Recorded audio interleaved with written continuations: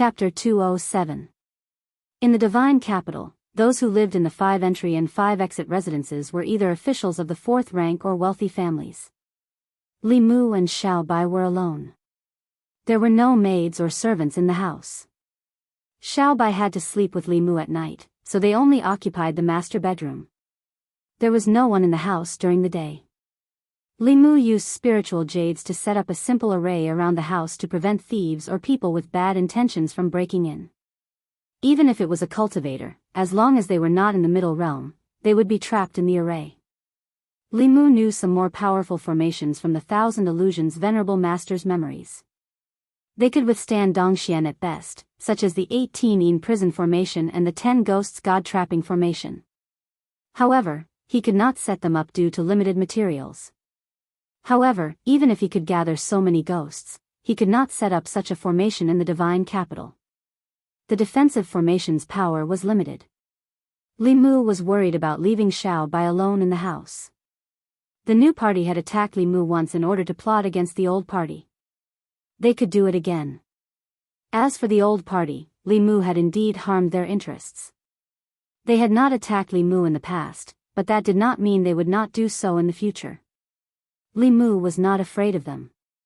He was worried that they would go around him and attack Xiao Bai. He could only be at ease if he had Xiao Bai by his side. However, he would have to give Xiao Bai an identity. As the constable of the divine capital, it was inappropriate for him to have a vixen by his side. Unless Xiao Bai transformed into her original form and appeared as Li Mu's spiritual pet. In the divine capital, it was not uncommon to keep demons as pets. Many wealthy families would equip their disciples with spiritual pets. These demons would accompany them and provide them with protection. Li Mu did not want Xiao Bai to appear as a spiritual pet. He knew that Xiao Bai preferred to transform into a human.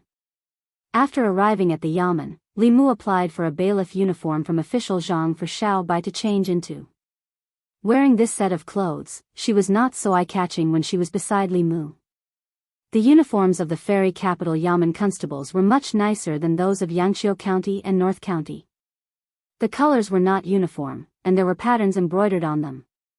When Xiao Bai wore them, the gentle and obedient little fox immediately turned into a valiant female constable. At this moment, as he looked at Xiao Bai, Li Mu could not help but think of another figure. In this outfit, Xiao Bai looked somewhat similar to Li Qing. Xiao Bai pinched the hem of her uniform and twirled it in front of Li Mu. She was obviously very satisfied with this uniform.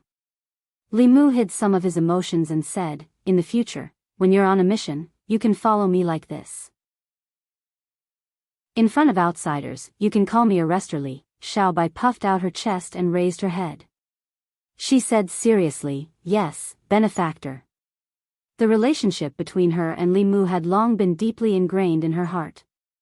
It was difficult to change it in a short time. Li Mu did not bother about how to address her and said, "Come with me on patrol." If he wanted to gain the love and psyche power of the people, he had to be among them. It was useless to sit in the yamen. When Li Mu walked to the front yard, Zhang Chun poked his head out from the side hall and asked, "How's your house?" "It's okay." Li Mu smiled and said, "It's in the north garden, beside the imperial city. It's very quiet.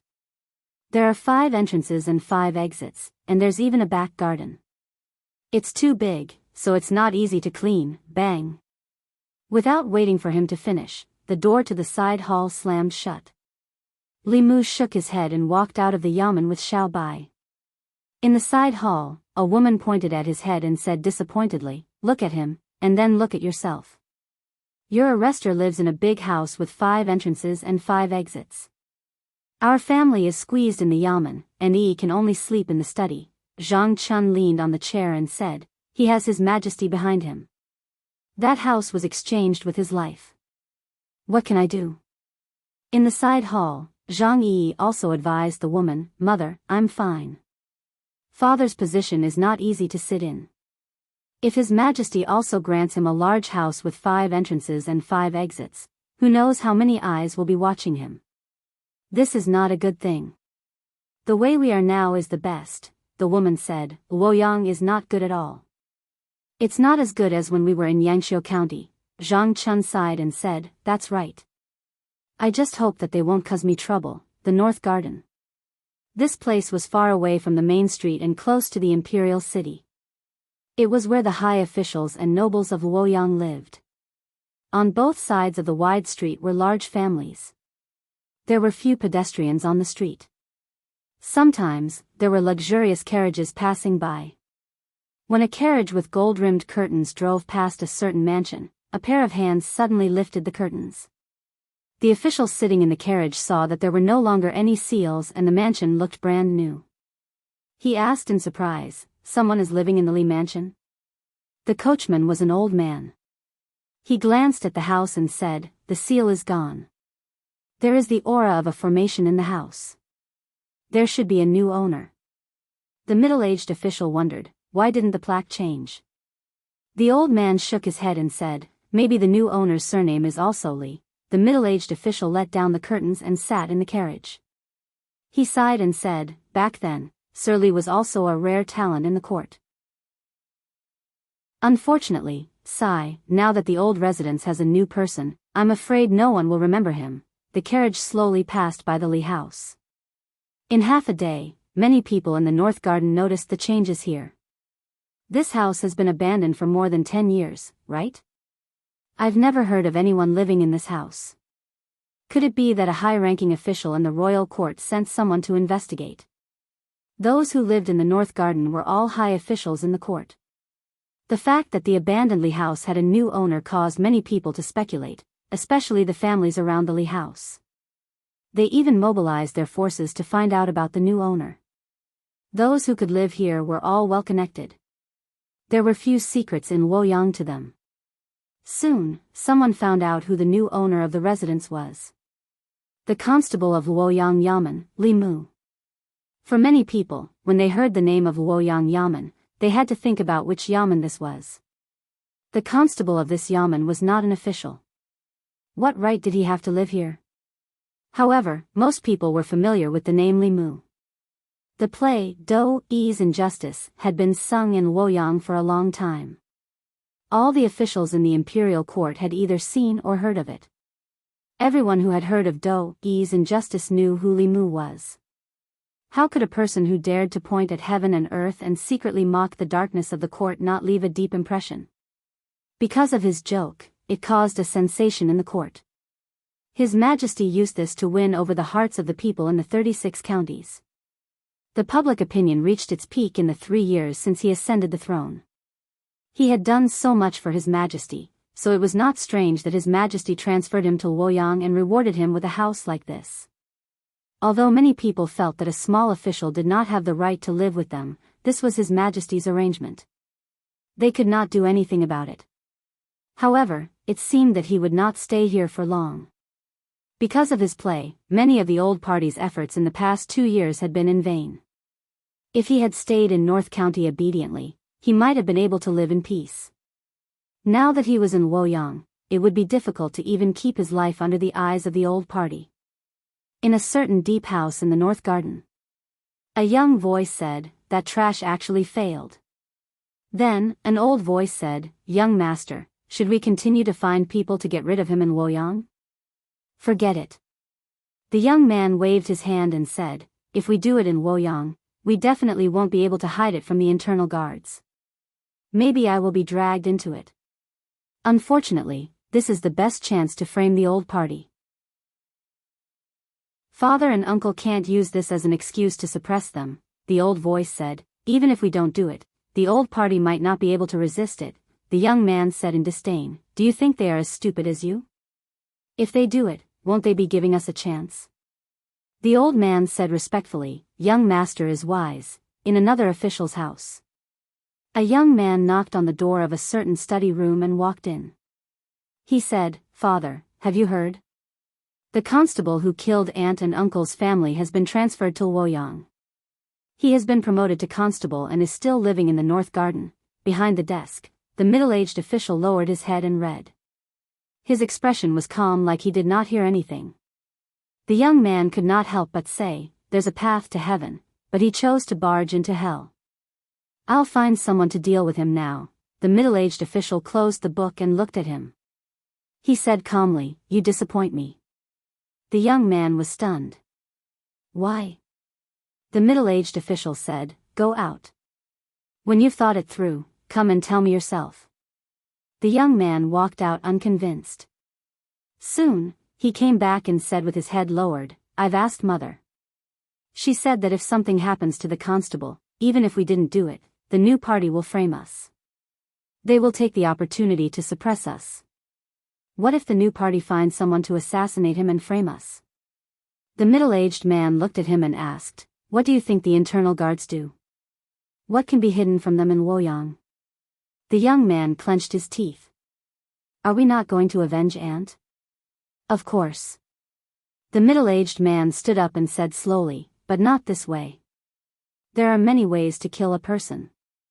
Assassination is the lowest level. Only idiots would do that." He picked up a piece of paper on the table. There was a sentence written on it. "Those who carry the people's firewood should not be frozen to death in the wind and snow.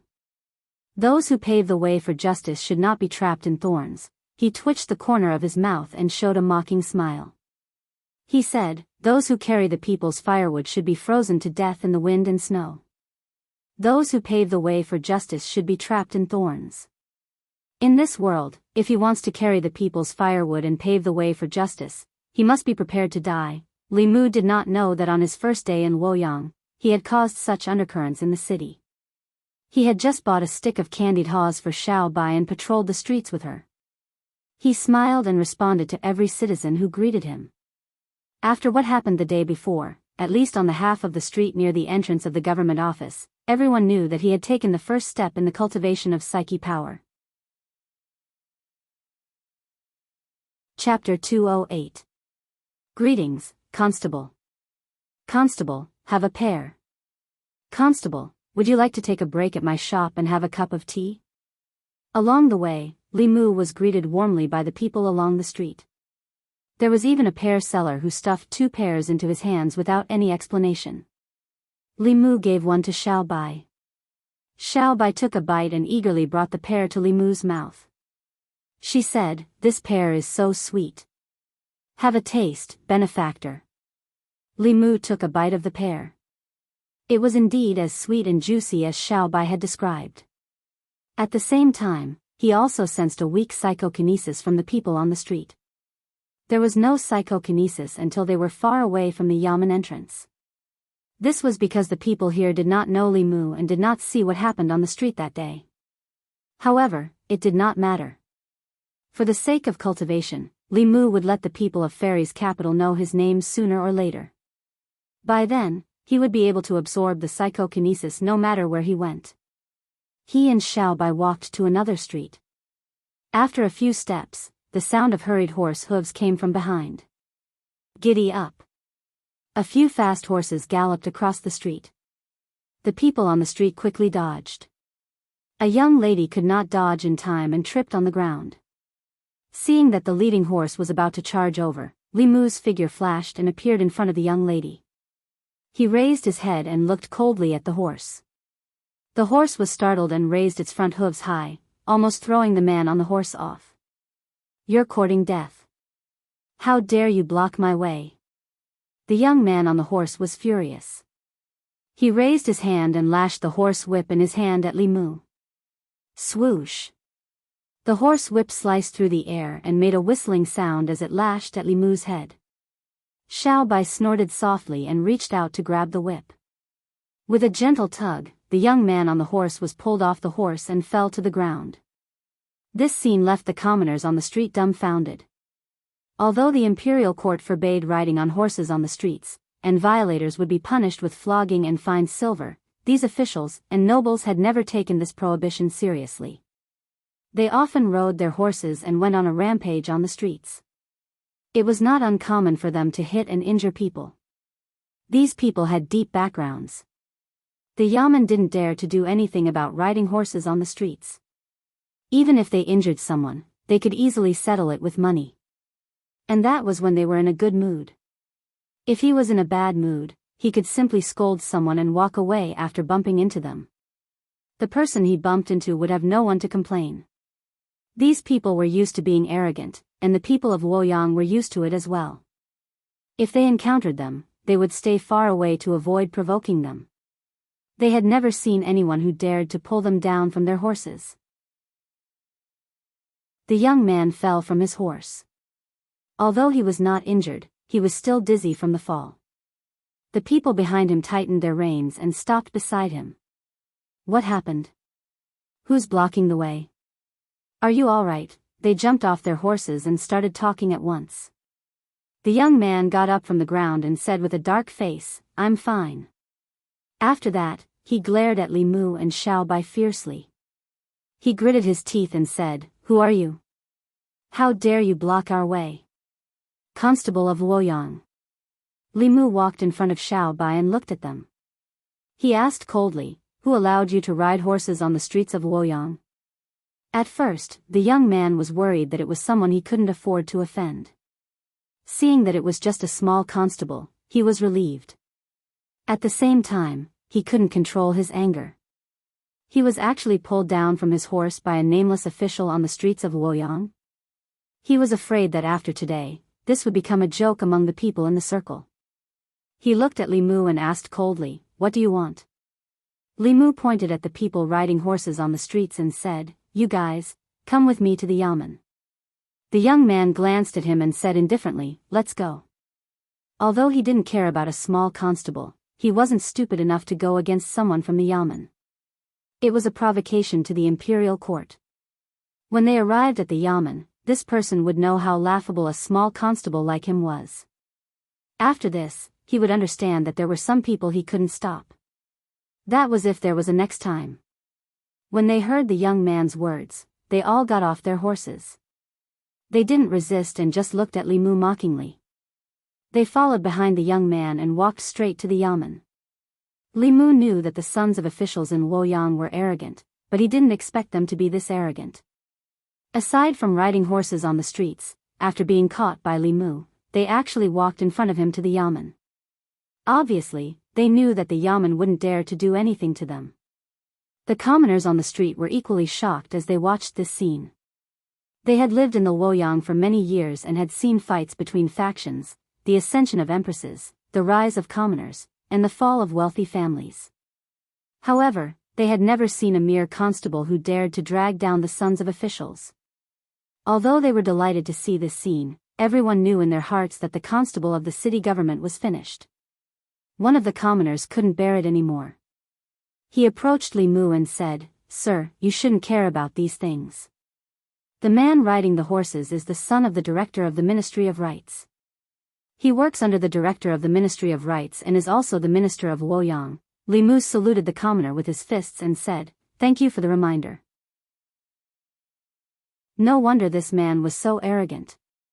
The director of the Ministry of Rights was a lower 5th rank official. It was 3 ranks higher than the commandant of Luoyang. In the Great Zhou dynasty, there were 9 ranks.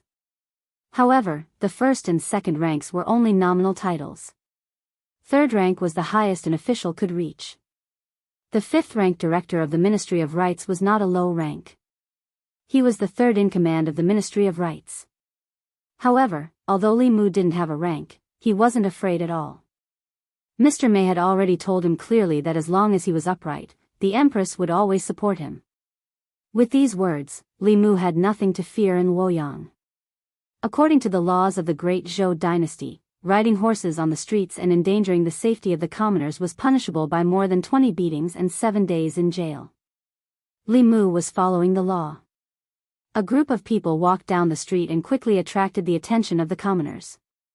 What's going on today? Why aren't they riding horses? Where are they going?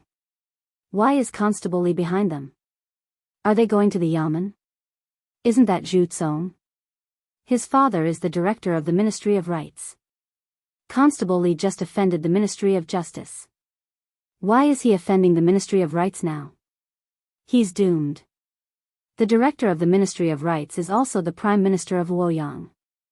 That's Zhu Tsong's father's subordinate. Constable Li shouldn't have offended him. Constable Li dares to offend anyone. He even dares to curse the heavens. Have you heard of Daoist injustice? That was written by him. He cursed the heavens, the earth, and the imperial court, but it's different this time. The Yamen of Luoyang. In the back of the Yamen, Zhang Chun had made himself a new cup of tea. He leaned back in his chair and hummed a tune as he sipped his tea leisurely.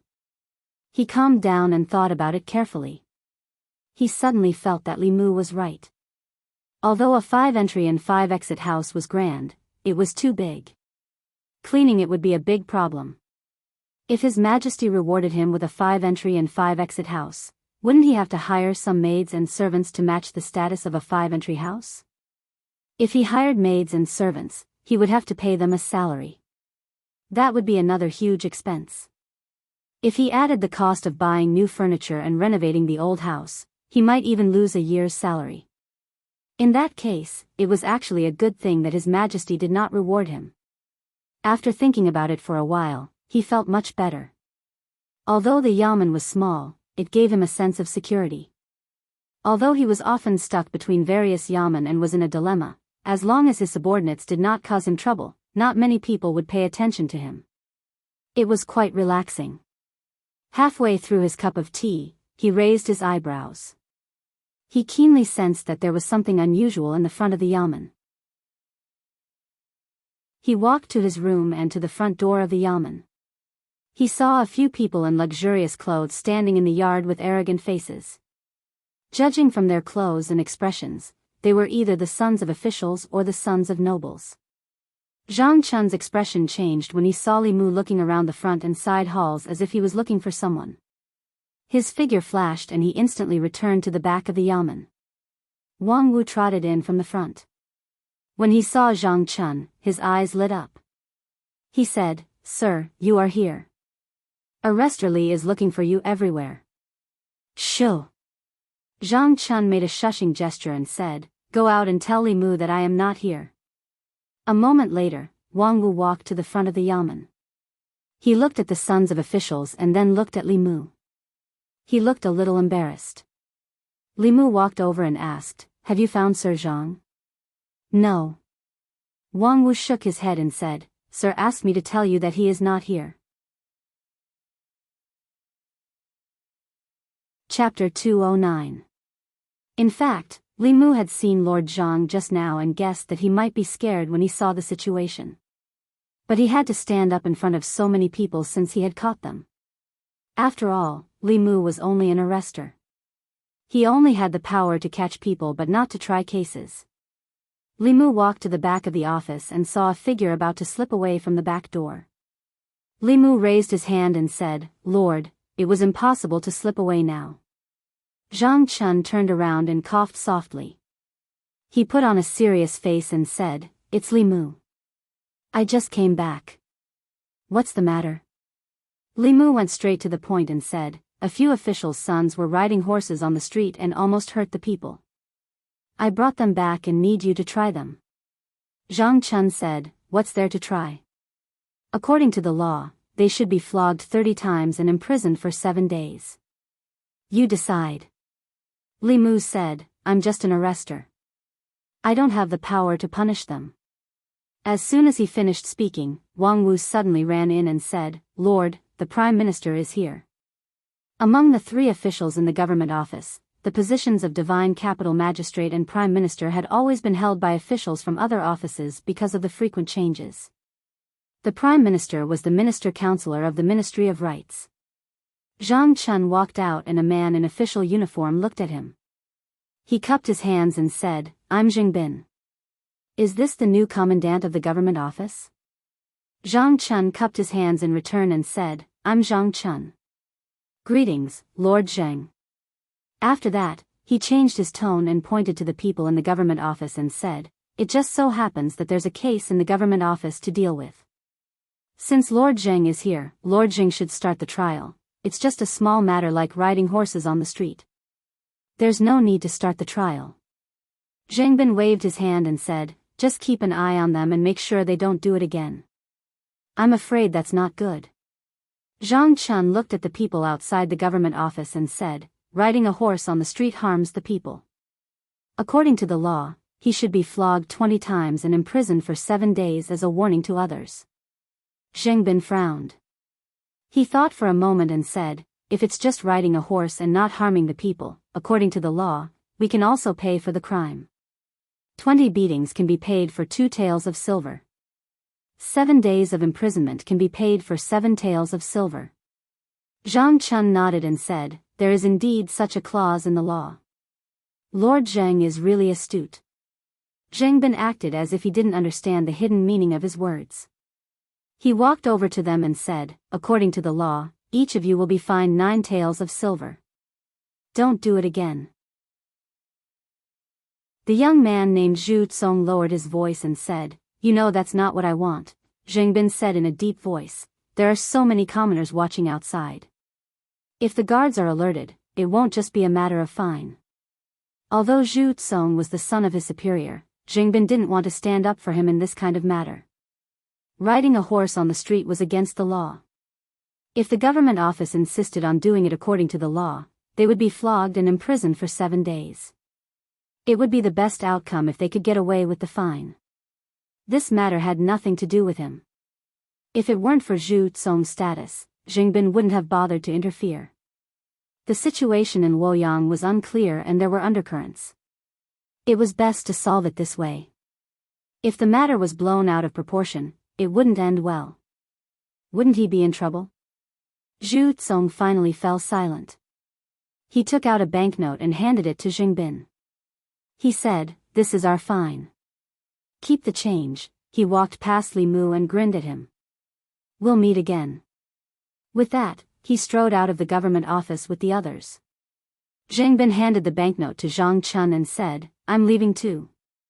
Before I go, I'd like to remind Lord Zhang that we, as officials, must teach our subordinates well. Don't meddle in things that shouldn't be meddled in, and don't say things that shouldn't be said. Don't be dragged down by them. Zhang Chun glanced at him and said lightly, I've taught my subordinates well. Lord Zheng, you don't have to worry. Zheng Bin looked at him one last time and turned to leave. Li Mu sighed and said, I've troubled you again. Zhang Chun patted him on the shoulder and comforted him. You're just doing what a bailiff should do. You're in your position and you're in charge. This is my trouble. You mean you're not afraid of me causing trouble? I'm afraid. You have His Majesty behind you, but I don't, Li Mu said. Are you complaining about His Majesty? Zhang Chun said, how would I dare to complain about His Majesty? His Majesty is wise and observant. He serves the country and the people.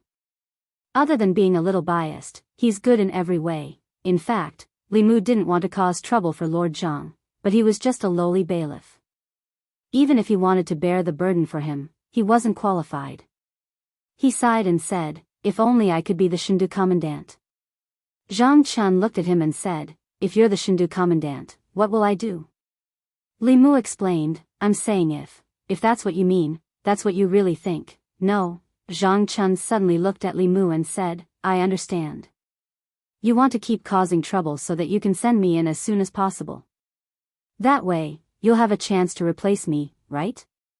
Li Mu hurriedly said, you're mistaken, Lord.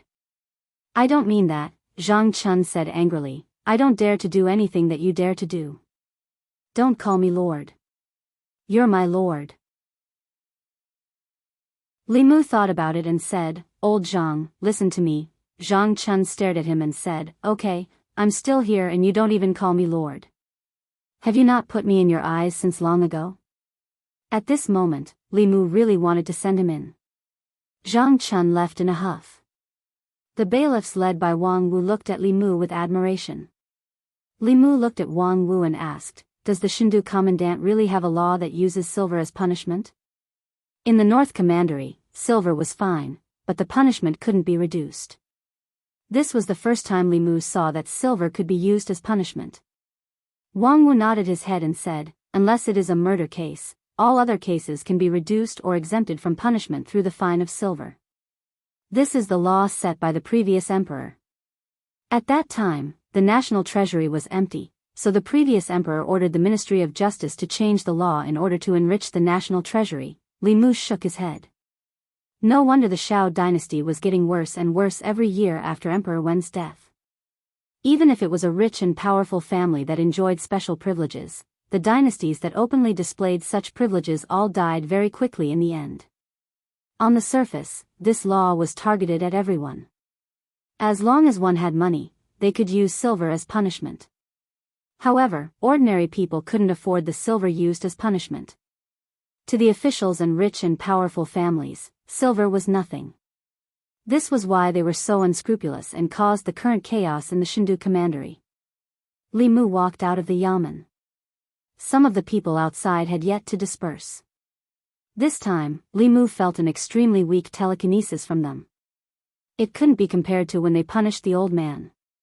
It was clear that although Li Mu brought the officials' sons into the yamen, they swaggered out of the yamen. This would only make the people disappointed in the yamen and not trust it. Li Mu returned to the yamen and asked Wang Wu to find a thick law of the Great Zhou. After reading it carefully, he found this law. This was simply a way to let the privileged enjoy more privileges. The law that was supposed to protect the people had instead become a tool to oppress them. The decline of the Shao dynasty was not surprising. Li Mu flipped through a few more pages and found that the law of using silver as punishment had been abolished before. A few months later, it was reintroduced. Regarding this, the book only briefly mentioned it and did not elaborate further. Li Mu checked the law of the Zhou dynasty again and found the reason. This book was a supplement to the explanation of the law. It also recorded the development and changes of the law. The book recorded that more than 10 years ago, a young official from the Ministry of Justice proposed a change in the law. One of the changes was to abolish the use of silver as punishment.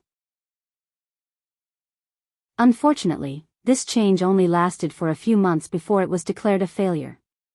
Li Mu was not surprised by this. The various changes proposed by that official were from the perspective of the people. They harmed the interests of the privileged and would inevitably encounter unimaginable resistance. Li Mu walked out of the yamen with a helpless expression. As long as the law was still in place, he couldn't do anything to these people. As an arrestor, he had to act according to the law. The sound of hurried horse hooves came from the front. The young man galloped past Li Mu and turned his horse back. He said, "Isn't this arrestor Li?" "I'm sorry, I was riding on the street again." He had a mocking expression on his face. He threw down an ingot of silver and said, "I'm a just and law-abiding citizen. Here's 10 taels of silver. Arrestor Li, help me hand it over to the yamen. The remaining 1 tael is your hard-earned money." The people behind him threw down the ingot with a smile and rode away. Wang Wu's face showed anger. He shouted, "These bastards are too arrogant." Deputy Arrestor's son shook his head and said, "What can we do? They didn't break the law. We can't do anything to them." Li Mu suppressed the anger in his heart and continued patrolling with Xiao Bai. Not long after, the sound of horse hooves came from behind again. Li Mu turned around and saw the young master riding a horse galloping towards him. When he was only 2 steps away from Li Mu, he tightened his grip on the reins. The handsome horse raised its front hooves abruptly and slammed down heavily. "What a coincidence, Arrestor Li. We meet again." He reached into his pocket and took out a banknote. He threw it to Li Mu and said, "This is 100 taels. I'll buy it 10 times. The rest is yours." The first time was a coincidence, but the third time was obviously an undisguised insult. The few arrestors who followed Li Mu turned red, but they didn't dare to do anything. Wang Wu looked at Li Mu and said, "Boss, bear with it." Li Mu shook his head and said, "I really can't bear it. Some things could be tolerated, but some things could not." If he could swallow it after being insulted like this, how could he face Xuandu next time? How could he be qualified to call him brother? Zhu Tsong was still riding on the horse with a mocking expression on his face.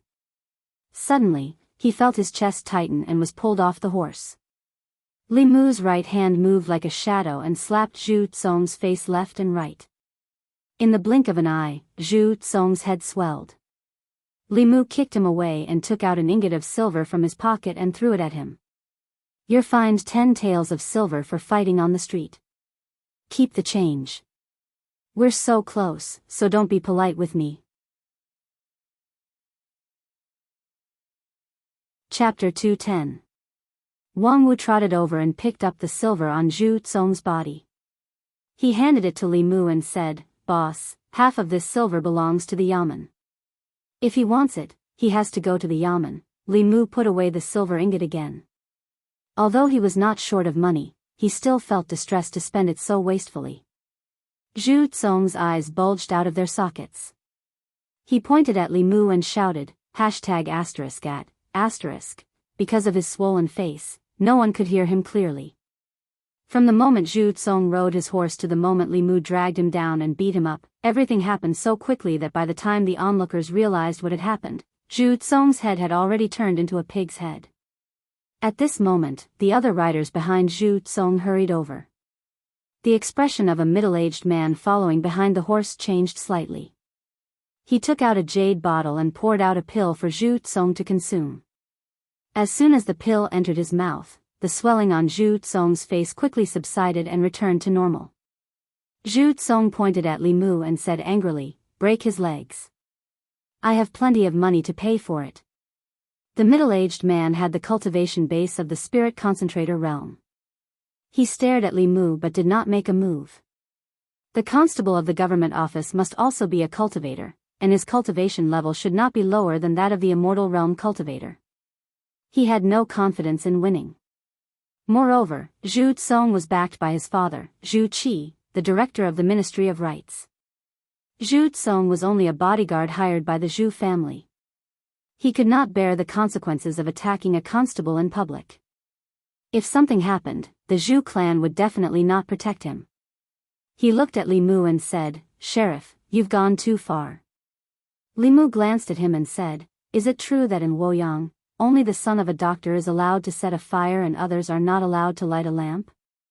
He broke the law first and then replaced it with silver. "Why can't I?" That being said, the process was not like that. Even if he was fined, he had to go through the yamen's trial and punishment. Zhu Tsong thought he was arrogant enough, but he didn't expect the Luoyang yamen's arrestor to be even more arrogant. It seemed that he couldn't use force, but he couldn't just let the loss of face go. He looked at Li Mu one last time and said coldly, "Just you wait." With Zhu Tsong leading the way, a group of people led their horses and quickly left. The surrounding commoners suddenly burst into cheers. "Well done. My lord is mighty.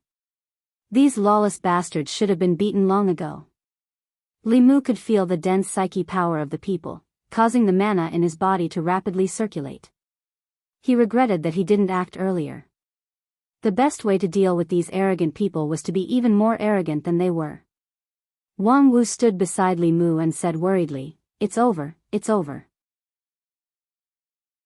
"Boss, you beat Zhu Tsong to vent your anger, but you've also caused trouble. The Ministry of Rights and the Ministry of Justice are in cahoots. Now the Ministry of Justice will have a reason to summon you. If they want to spread it, then let them. What's there to be afraid of?" A voice came from the side. Li Mu saw a charming woman walk out from the crowd. Li Mu asked in surprise, "Sister Mei, why are you here?" Mr. Mei said, "I happened to pass by and saw you arguing with someone, so I came to take a look." "I didn't expect you to know so much about the law," Li Mu said humbly. "I'm just drawing inferences from one case. Zhu Tsong and the others could use silver as a substitute, so could Li Mu. After all, they didn't lack money. However, this kind of thing was very detrimental to the unity of the people and the rule of the Empress."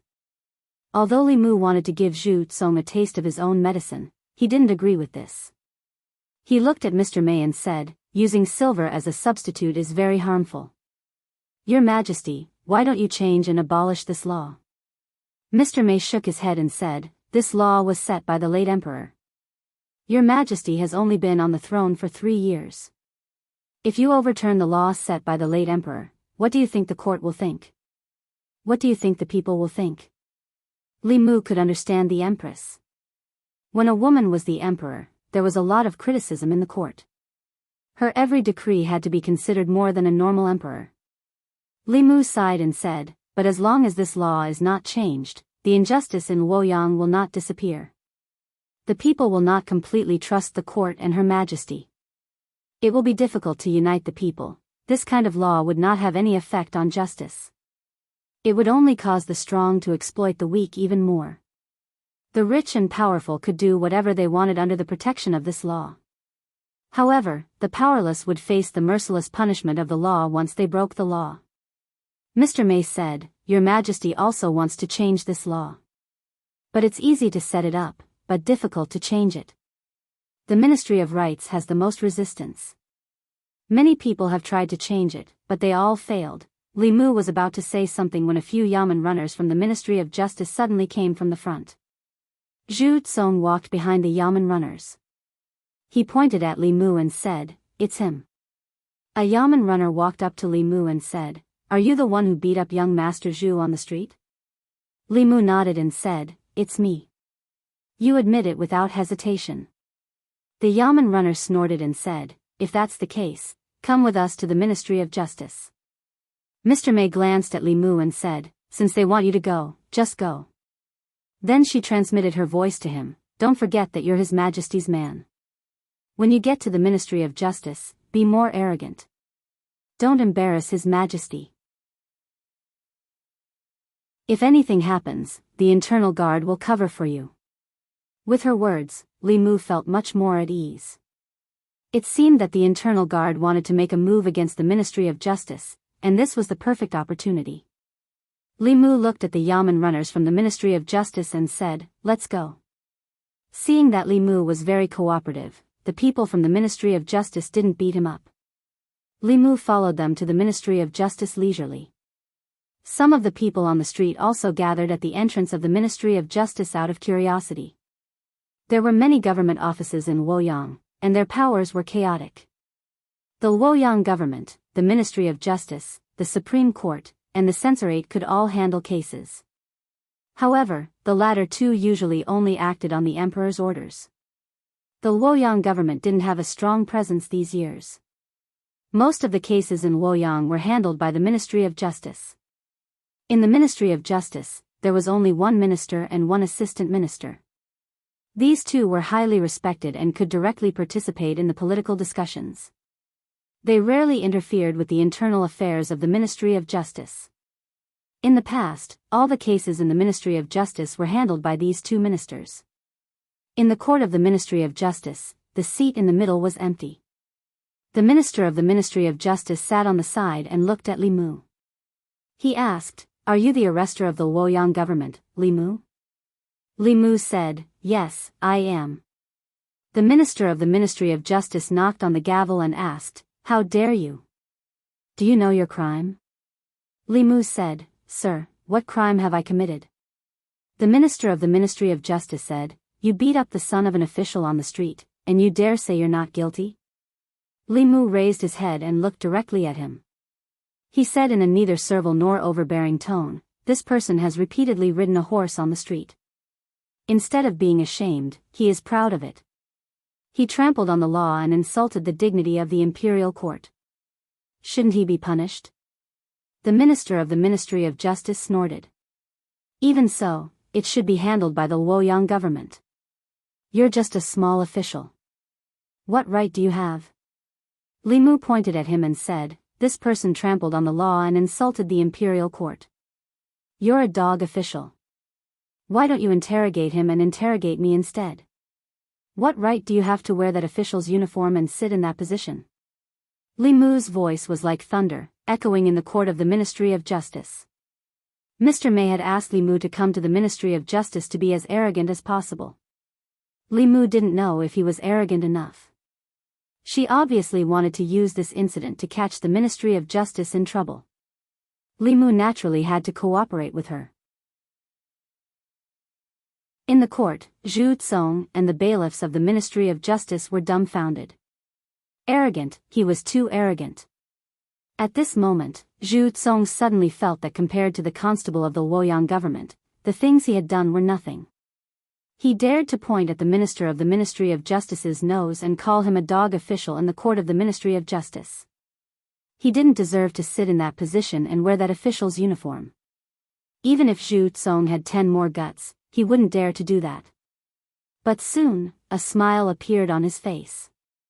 How dare he be so arrogant in the court of the Ministry of Justice? Let's see if he's dead this time. Li Mu didn't try to suppress his voice. He even used a bit of his power. His voice passed through the court of the Ministry of Justice and into the other offices of the Ministry of Justice. It even passed through the courtyard of the Ministry of Justice and reached the outside. The managers, and scribes of the various offices of the Ministry of Justice put down what they were doing and walked out of their offices in shock. They looked in the direction of the court. Who is this? Who dares to insult the minister in the court of the Ministry of Justice? Isn't this person too bold? When Li Mu's voice came from outside the Ministry of Justice, the people on the street were stunned. They couldn't believe their ears. Is that the constable from earlier?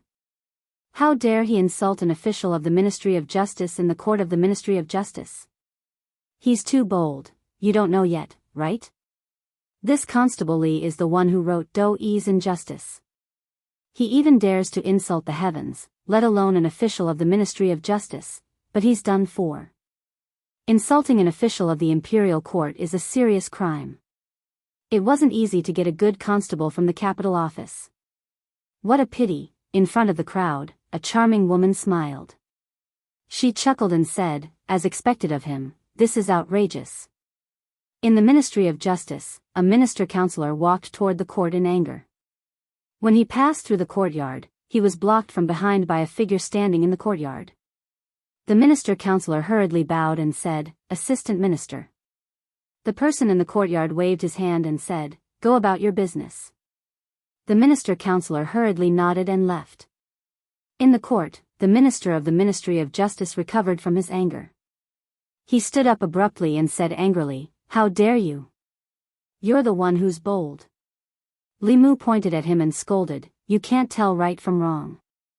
You're a dog official. Do you still have the imperial court in your eyes? Do you still have His Majesty?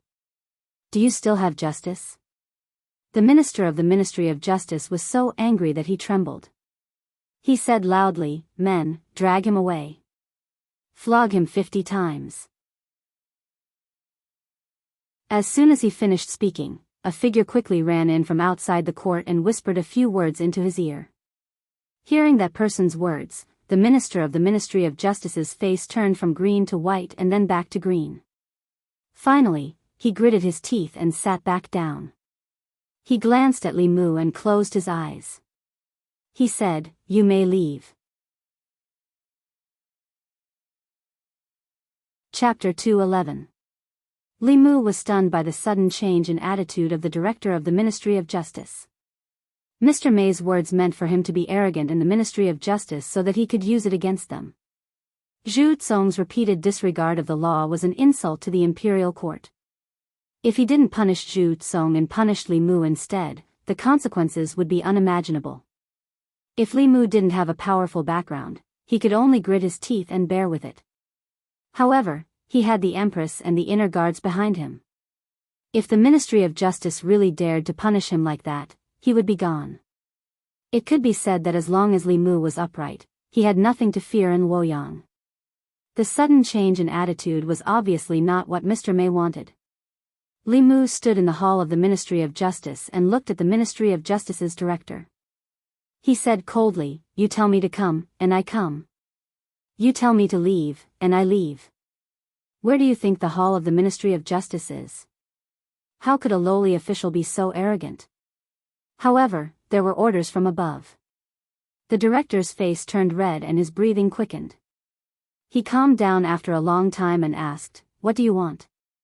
Li Mu glanced at him and said, Zhu Tsong repeatedly disregarded advice and seriously endangered the safety of the people in Luoyang. How do you plan to punish him? The director closed his eyes. When he opened them again, his expression had returned to normal. He said, Zhu Tsong repeatedly dissuaded criminals by disregarding his orders. He will be beaten 40 times and fined 100 taels of silver. Constable Li Mu of Luoyang will enforce the law impartially. Although his methods were wrong, he still protected the dignity of the imperial court. He shouldn't be punished. Zhu Tsong opened his mouth and was about to speak when the director glared at him. Li Mu asked, You're not going to beat me? The director said, You can leave. Li Mu shook his head and said, I'm not leaving. The director's eyes were already red. He asked, what will it take for you to leave? Li Mu pointed at Zhu Tsong and said, I'll leave after you finish the fight. Sometimes, it takes two to clap. Li Mu felt that he was already arrogant enough.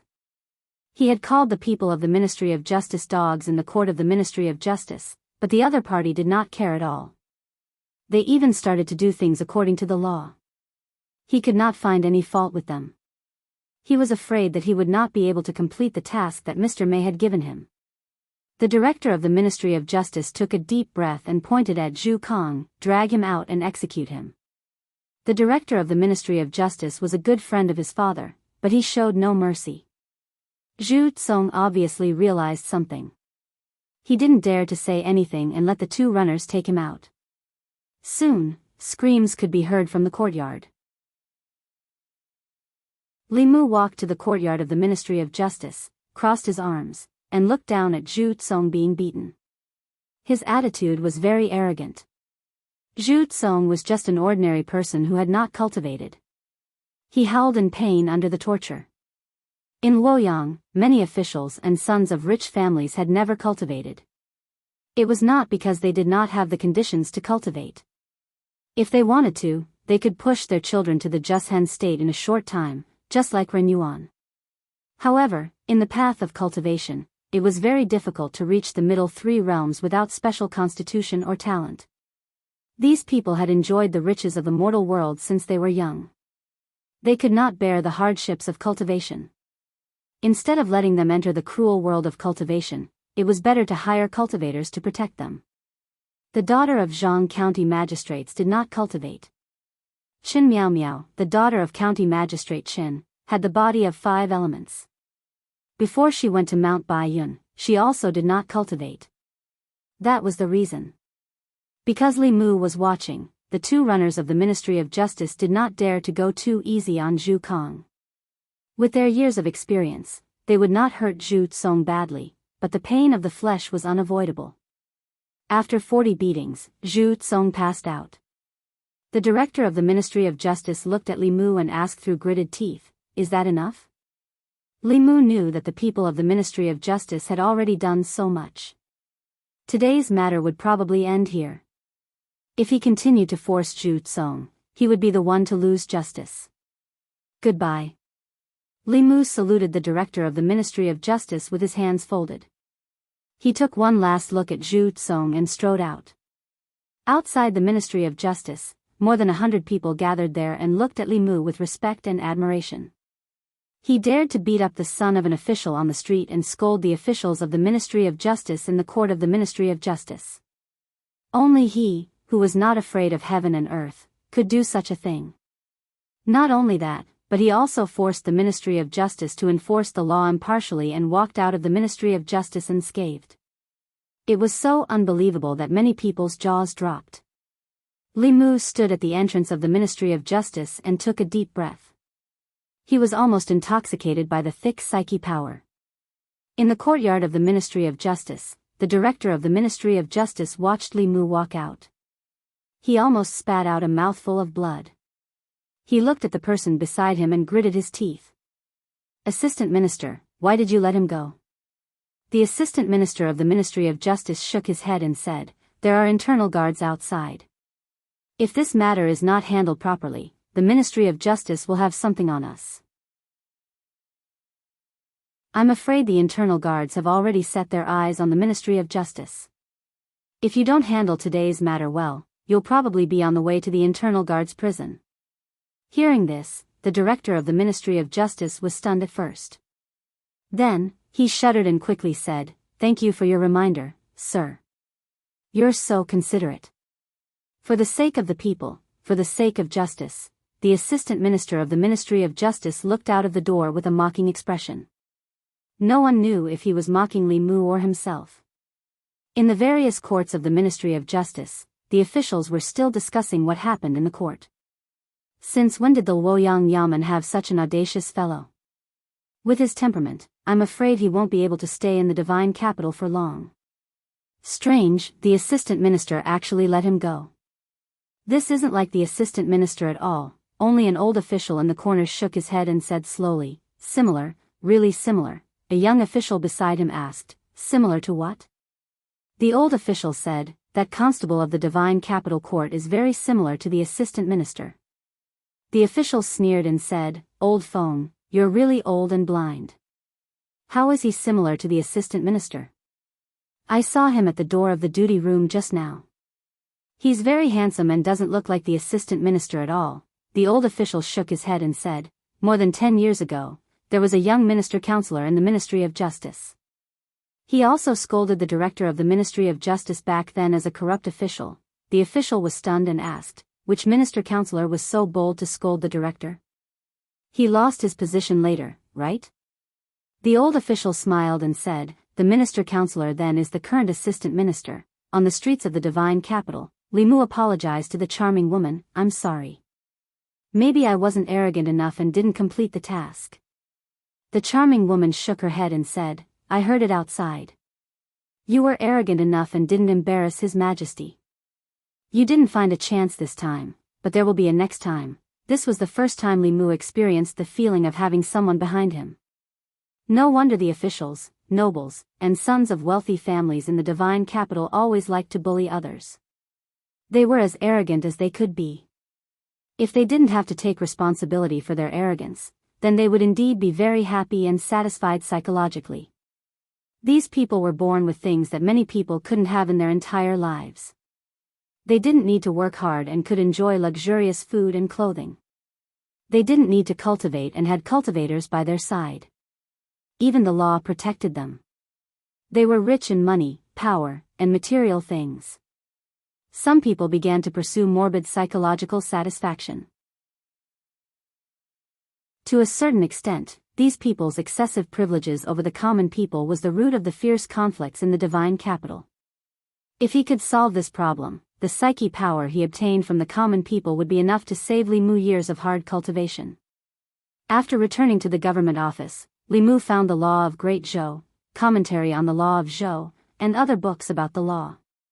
When he was in Yangqiu County and North County, Li Mu was in charge of arresting people, judging cases, and passing down punishments. It was the job of the county magistrate and the county captain. After coming to the Divine Capital, Li Mu gradually realized that there was no harm in familiarizing himself with the law. If he wanted to overturn the law of using silver as a substitute for crime, he first had to understand the development and changes of this law. This law was created during the time of the previous emperor. In the early days, as long as it wasn't a crime of treason, even murder and arson, gold and silver could be used as a substitute for crime. Later, because the scope of the crime was too large, there was no need to pay with one's life for murder. They only had to pay a portion of the gold and silver. Within the Great Zhou, chaos broke out everywhere. The demon sect took the opportunity to stir up disputes. External enemies also began to move. The psyche power of the common people fell to its lowest point in decades. Only then did the imperial court urgently reduce the scope of the crime and exclude serious cases of murder from the scope of using silver as a substitute for crime. Although this temporarily reduced the impact of this matter, as long as this law was not abolished, it would be a chronic disease of the Great Zhou. Later, many officials wanted to abolish this law, but they all failed. Among them, an official from the Ministry of Justice named Zhou Zhong once advocated for reform. He briefly abolished this law for a few months, but the old forces with vested interests counterattacked and the reform failed. This official named Zhou Zhong advocated using law to rule the country. He emphasized that there was no distinction between close and distant relatives, no distinction between high and low, and that all punishments should be dealt with by law. He did not evade the ministers, and rewarded the good but not the common man. He insisted that the law should treat everyone equally and abolish the use of silver as a substitute for crime. This kind of thinking happened to coincide with Li Mu, who had a modern view of the law. However, although this person's thinking was advanced, he was opposing the entire ruling class. His ending shouldn't be very good, Li Mu sighed. He planned to investigate what happened to this official named Zhou Zhong. He walked outside and found Wang Wu. He asked, "Do you know an official named Zhou Zhong?" "Sure. Wang Wu heard this and his expression changed. He said, "Boss, you can't call this person by his name." Li Mu's expression changed. He asked, "Why?" Wang Wu said nervously, he was the assistant minister of the Ministry of Justice, the mainstay of the radical faction of the old party. He ignored the law and supported those who were with him. He built the Ministry of Justice into the old party's Ministry of Justice and sheltered countless people from the old party. The reason why the old party dared to be arrogant in Luoyang was because of him. The people privately called him King of Hell Zhou. If King of Hell wanted you to die at midnight, he wouldn't let you live until dawn. Li Mu shook his head and said, "We're definitely not talking about the same person." The Zhou Zhong that Li Mu mentioned was not afraid of the powerful. He supported the people and promoted the reform of the law. The assistant minister of the Ministry of Justice that Wang Wu mentioned was the umbrella of the old party's evil forces. How could these two people be the same person? Li Mu said, "He used to be the assistant minister of the Ministry of Justice." Deputy Arrestor Sun walked over and said, "The current assistant minister of the Ministry of Justice was the assistant minister of the Ministry of Justice more than 10 years ago." Li Mu was stunned. He asked, "Are there two assistant ministers named Zhou Zhong in the Ministry of Justice?" Deputy Arrestor Sun shook his head and said, "There's only one." Li Mu was stunned for a long time. He still couldn't believe it. After confirming it again and again, Li Mu had to admit that they were talking about the same person. The Zhou Zhong who dared to challenge the power and promoted the reform of the law in the name of justice was the King of Hell Zhou who inverted black and white, mixed up right and wrong, sheltered the evil forces, and caused the people of Luoyang to turn pale when they heard the law. The young man who slayed the dragon back then had become an evil dragon. Chapter 212. After sighing with emotion, Li Mu calmed himself down and began to think about what he should do next. For both public and private reasons, the law of Great Zhou that forbade the use of banknotes in lieu of crimes should be abolished. For public reasons, abolishing this law was upholding justice. For private reasons, if Li Mu could casually throw a few banknotes at the Yamen's people and swagger out of the Yamen, how would the people trust him and the Yamen? If he couldn't convince the people, he wouldn't be able to obtain psychokinesis from them. However, for more than 10 years, countless knowledgeable officials had tried to abolish this law, but they all failed. What should he do to avoid repeating their mistakes? Li Mu was pondering in the Yamen when Zhang Chun walked in with his hands behind his back. He asked, "I heard you went to the Ministry of Justice and made a scene." Li Mu replied, "How can that be called making a scene? I just cooperated with them and did some investigation. I came back when I was done."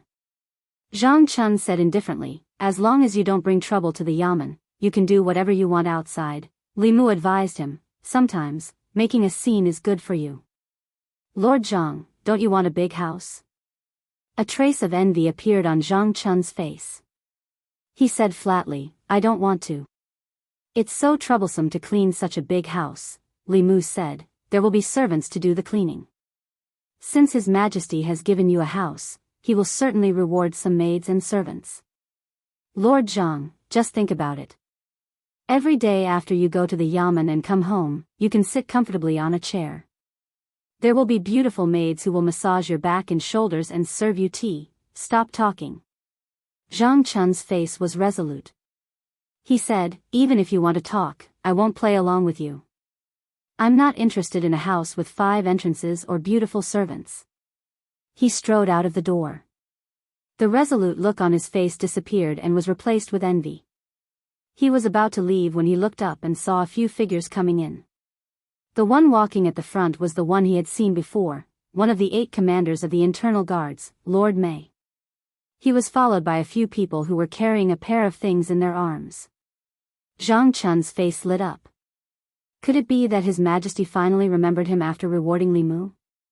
He stepped forward with a smile and said, "Greetings, Mr. Mei." The charming woman looked at him and asked, "Li Mu is not here?" The smile on Zhang Chun's face stiffened, and after a short while, he slowly nodded and said, "Yes, yes." Li Mu watched them move a bunch of things into his room. He asked Mr. Mei, "What's this?" Mr. Mei said, this is a reward from His Majesty. There are 2 bolts of fine cloth and 2 boxes of fine tea from Nanyang County.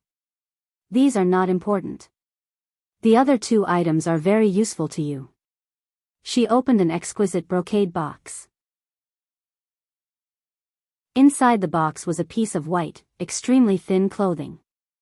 Li Mu looked at Mr. May and asked, "Ice silkworm soft armor?" Mr. May was surprised. "You know it?"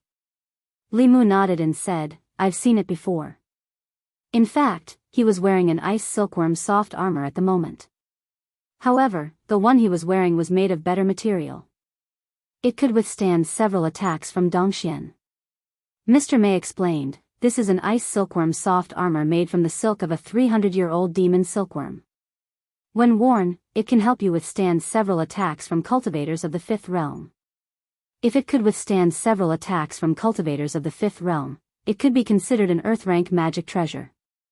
Although Li Mu had better magic treasures, he did not refuse. If he did not need it, he could give it to Xiao Bai.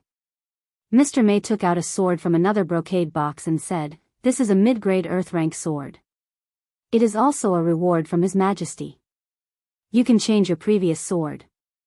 Li Mu looked at Mr. May and seemed to realize something. When Yang County was plagued by evil spirits, the reward from the imperial court was only an earth-rank magic treasure at the beginning.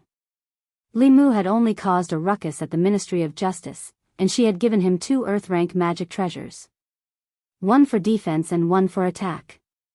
The implication could not be more obvious. It seemed that even in the divine capital, Her Majesty still had to face great danger as a servant of the Empress. Fortunately, even though Li Mu was helpless in the affairs of the imperial court, he had a valuable treasure with him. That golden armor divine soldier seal could summon a 6th-tier divine soldier to assist him in battle. Even though the effect was very short and could only be used once, if someone really wanted to secretly make a move against him, Li Mu would definitely be able to give them a pleasant surprise. Mr. May could tell from Li Mu's expression that he had understood the purpose of these 2 rewards. She looked at Li Mu and said, "If you are afraid, it is not too late to back out now. I will have someone send you back to the North County. You can continue to be a local constable and stay away from the divine capital and danger." If she had said this in the North County, Li Mu might not have come to the divine capital at all. But since he was already in the divine capital and had tasted the benefits, he would not leave so easily. If he left the divine capital, where would he have so much psyche power? Where would he find a rich woman who could give him earth-rank magic treasures so casually? "There is nothing to be afraid of," Li Mu looked straight at Mr. May and said, "as long as His Majesty does not betray me, I will not betray His Majesty." "Very good." Mr. May nodded and said, "If you encounter any trouble that you cannot solve, you can come to the Internal Security Department to find me." Li Mu said, "There is no trouble that I cannot solve for now, but there is one thing that I need Sister May's help with." Mr. May asked, "What is it?" "I need you to pass me a letter." Li Mu looked outside and said, "But I am afraid that I will need Master Zhang's help." A moment later, Li Mu took 2 boxes of tribute tea and walked into the courtyard. Zhang Chun was still pacing in the courtyard, glancing at Li Mu's room from time to time.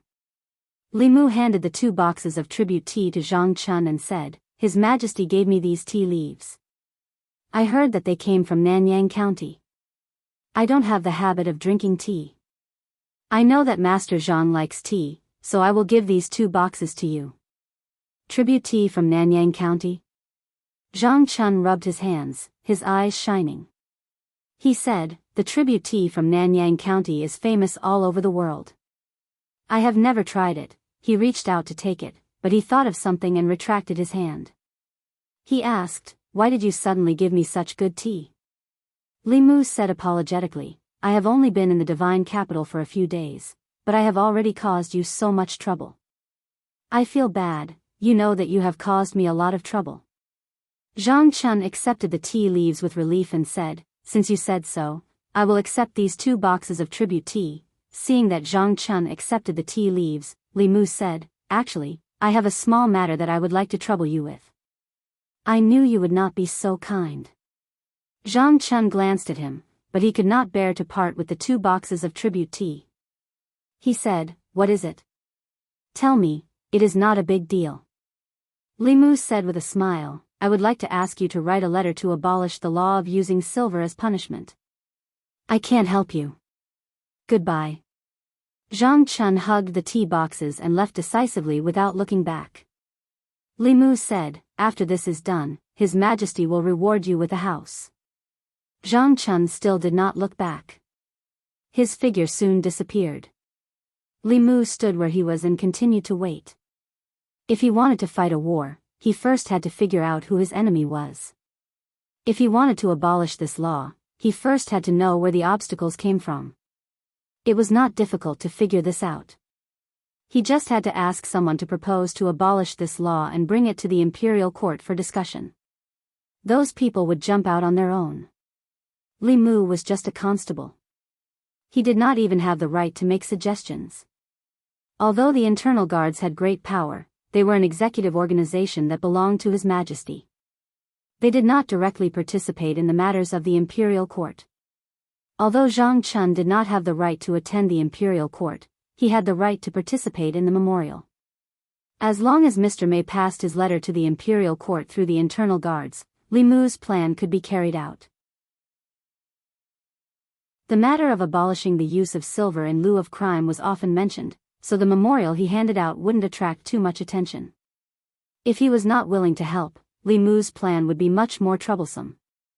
Li Mu looked in the direction where Zhang Chun left and continued to wait. Soon, Zhang Chun's figure appeared again. He asked, a letter to the imperial court and a house? Li Mu nodded.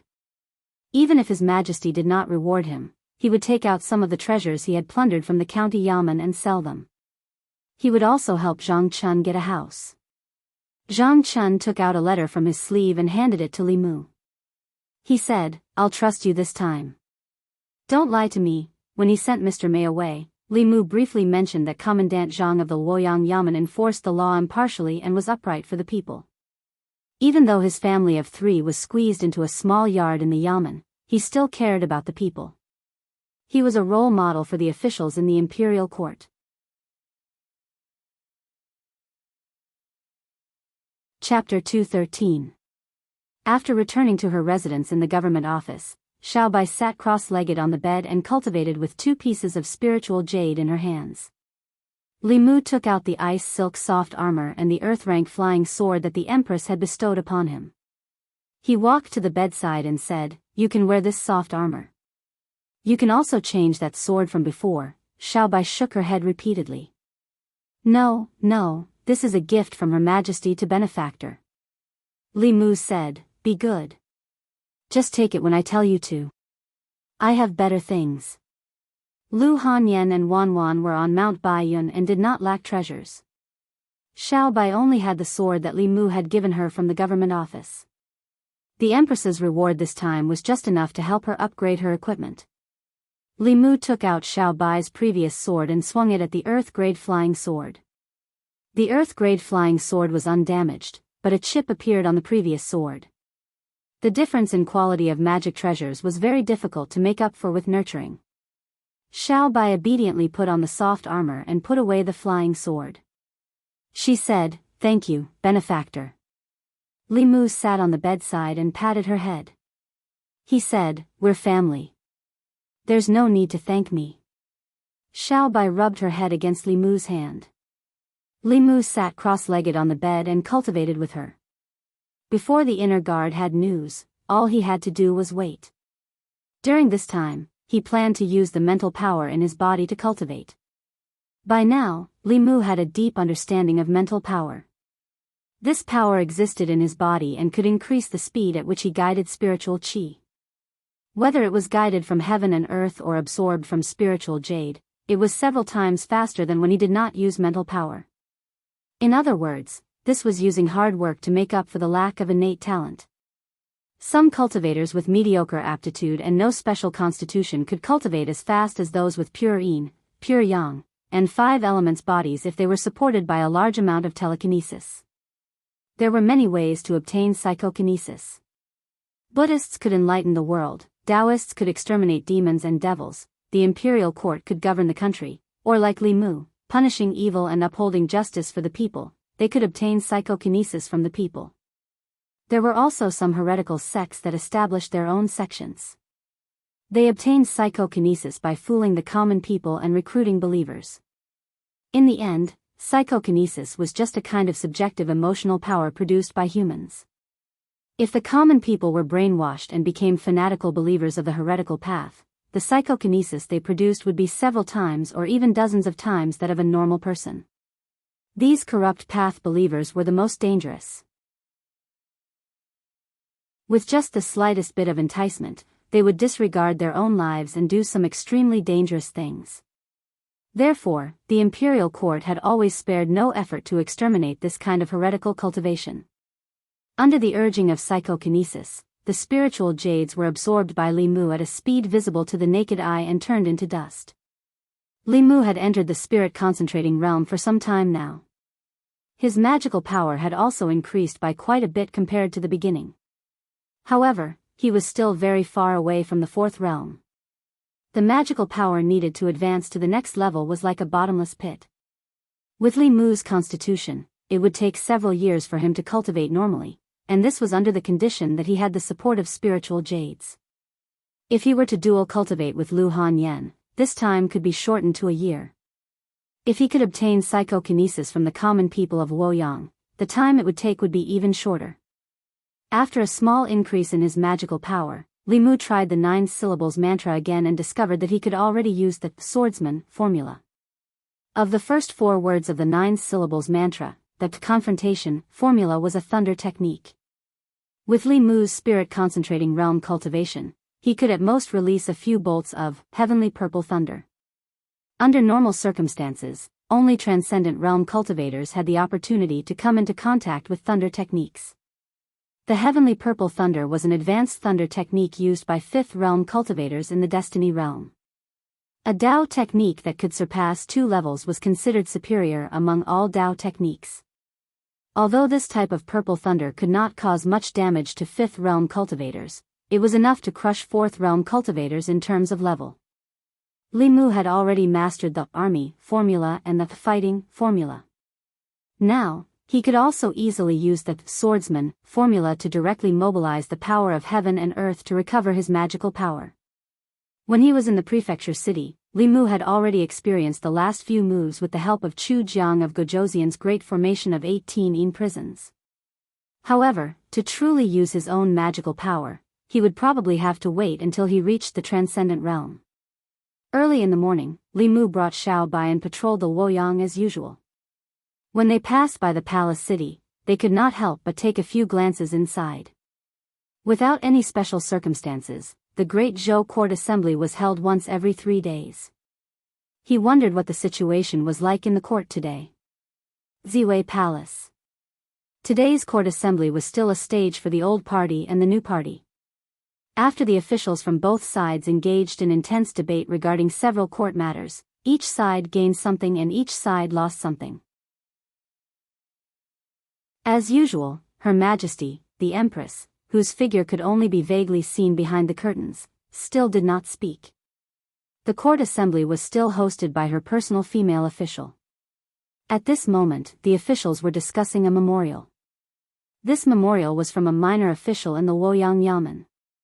It bypassed the Minister of Governmental Affairs and passed directly to Her Majesty through the inner guards. Generally speaking, officials of the 4th rank and above were qualified to pass memorials directly to Her Majesty. Those below the 4th rank would first pass memorials to the Minister of Governmental Affairs. If necessary, the Minister of Governmental Affairs would then pass them to Her Majesty. However, there were also some officials who would take advantage of the situation and pass memorials directly to Her Majesty through various methods, hoping to gain Her Majesty's appreciation and take a shortcut to the officialdom. They would reach the heavens in one step and soar to the clouds.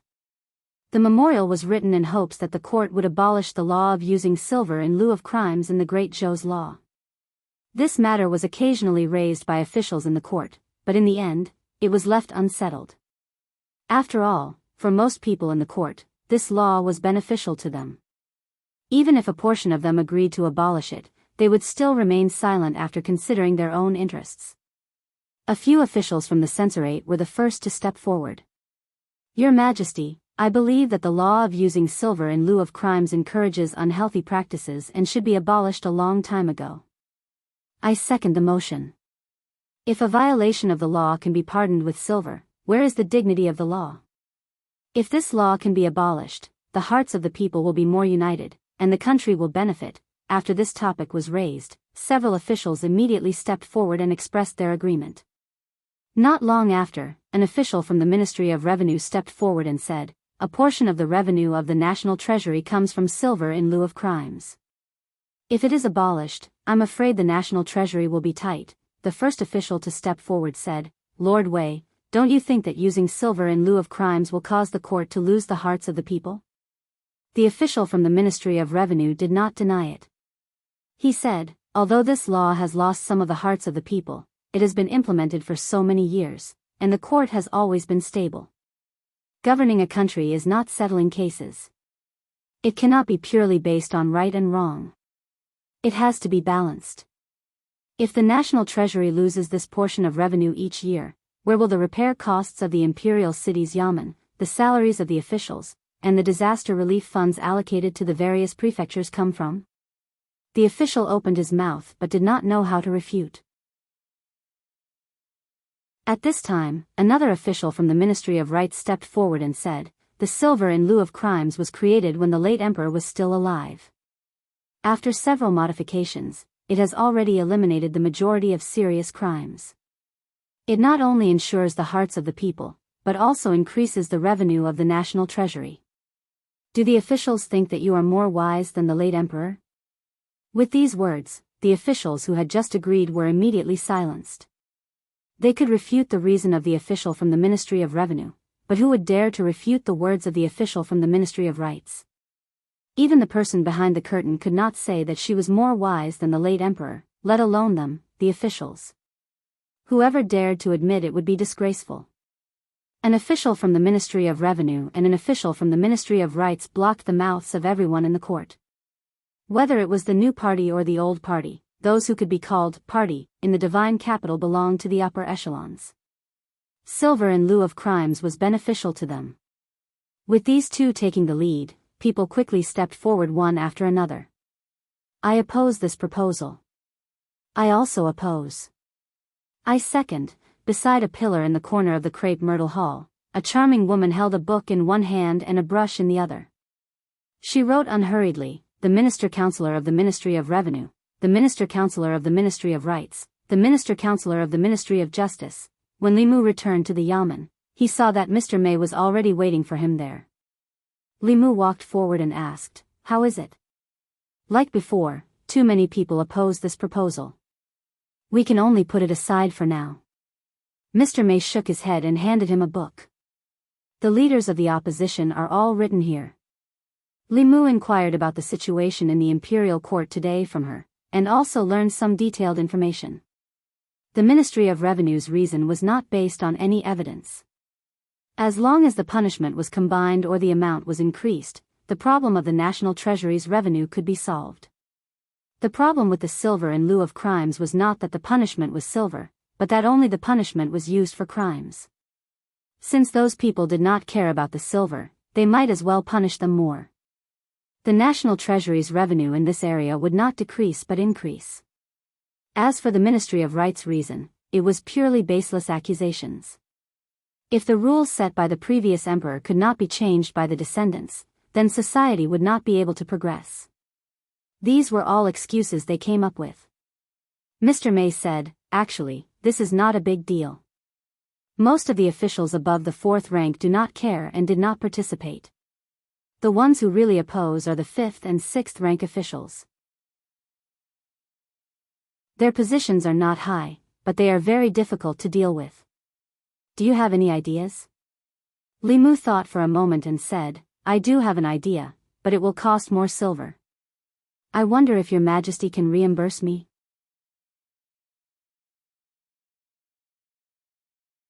Chapter 214. After getting a definite answer from Mr. Mei, Li Mu was relieved. Lu Hanyan was not by his side, so he had to be frugal with his spending.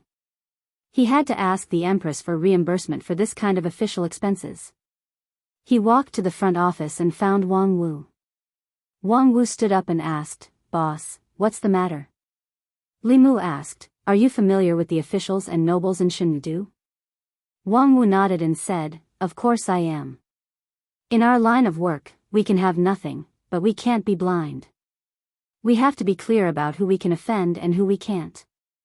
If one day we offend someone we shouldn't, we won't be able to wear this uniform anymore." It seemed that Wang Wu was the right person. Li Mu asked, "Do you know the Minister-Counselor of the Ministry of Revenue?"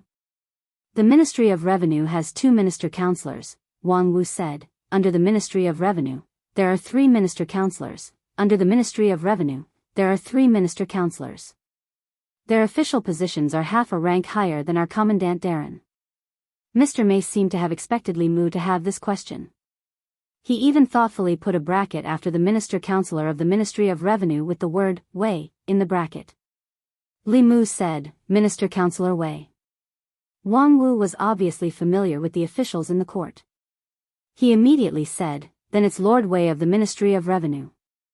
Li Mu asked again, "Who's in his family?" This time, Wang Wu thought for a while and said, "In Minister-Counselor Wei's family, other than him, has a wife and 2 concubines. He and his wife have no children.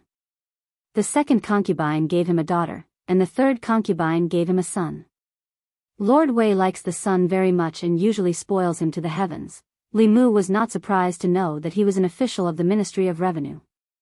However, knowing so much about his family was a bit hard to believe. Li Mu looked at Wang Wu in surprise and asked, "How are you so familiar with this?" Wang Wu quietly returned to the duty room and quickly ran out with a thick book in his arms. He said, "This is what I saved up with great difficulty over the years." Li Mu flipped open the book and was momentarily stunned. This book was clearly written by Wang Wu himself. It detailed the various officials in the capital, the 3 provinces, 6 departments, 9 temples, and 24 divisions, as well as their family situations.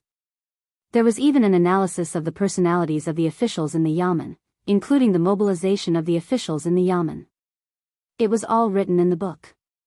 This was practically a true record of Great Zhou's officialdom. Li Mu asked, "Why do you remember these things?" Wang Wu sighed and said, "I was afraid of offending someone I shouldn't offend.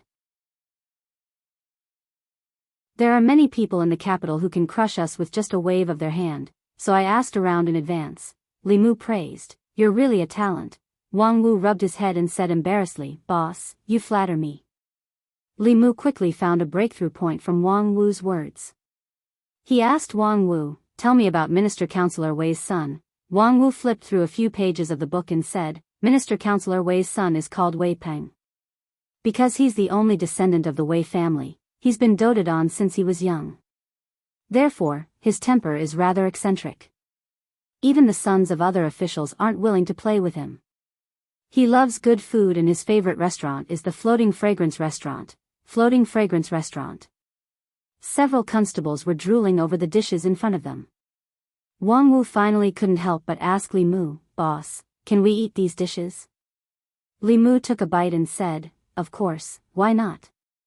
It's public expense." Wang Wu and the others all picked up their chopsticks, looking as if they were going to sweep away all the dishes.